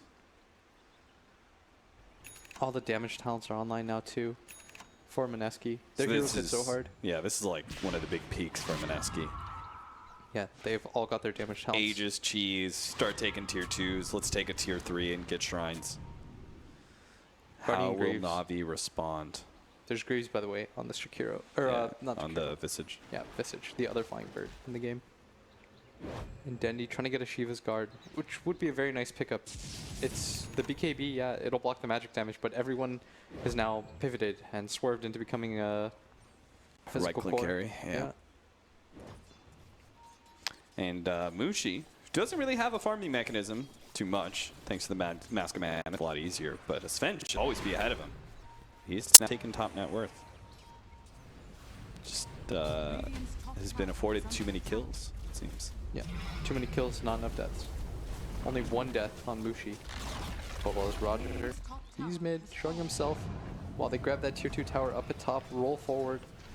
Not really looking to connect on anything though, as Jabs, who's played such a nurse spirit. 1 in 10. Tremendous performance by him as he's going to make his way forward mid. Spike Carapace. They've got great high ground potential for Mineski to be able to break these heroes just because they have like a swap initiation, potentially to get a big pickoff. But that's why Na'Vi not really risking it. Instead, they're going to send Dendi, push in bottom. Got to grab as much farm as he can. Mirana going to TP back, reset things. I think Mineski realized they've got to take a big fight before they go for any sort of high ground assault. And Na'Vi realize that, and they're saying, well, we'll deny you all of these engagements. TP's coming in. They know they managed to split apart Mineski, and they're just hoping to be able to grab some of these heroes. Global Silence will buy them some time. And look at that! That visage between the chill. I think they popped the drums on the silencer as well. He was going max movement speed. They could not keep up. Plus he has Guardian Greaves. Like, he does not die very easily, especially with the Gravekeeper's Cloak. A lot of damage reduction here. That was at least some cooldowns used. Yeah, global. But I don't know if that means a kill here. Got him. General gonna be pulled to his doom. And this is a significant death here. Mineski, without that Pugna Ward and his life train, they might actually just decide to go for this, and that's exactly what they're doing right now. They hit quite hard right now. General has that buyback available. And the familiars are getting free damage in. That's a bit problematic. We'll catch a lot of them with the Ice Path. They're trying to finish him off. Guardian Greaves keeps him alive. Force staff on the weak one. Just a lot to be able to drop down. And in the end, that was damage done to that tier 3. That opportunity. Oh, they spotted the Nyx Assassin. He blinks ahead of the Urn Tick, though. There goes the Aegis. 15 seconds till the Pugna's back up. Are Mineski gonna risk another push while there's so little time left in the Pugna's death timer?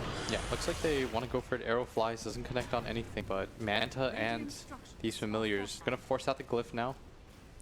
Mineski not really committing anything too hard. Pugna's back. Nyx Assassin is coming in from behind, so they may be able to get their initiation in here, but is it a fight they can really win? Yeah, they got the swap available too, and that's why Mushi was walking forward. They don't have global though for another 15 seconds. Moonlight Shadow. They drop the sentry. They spot Seneko though.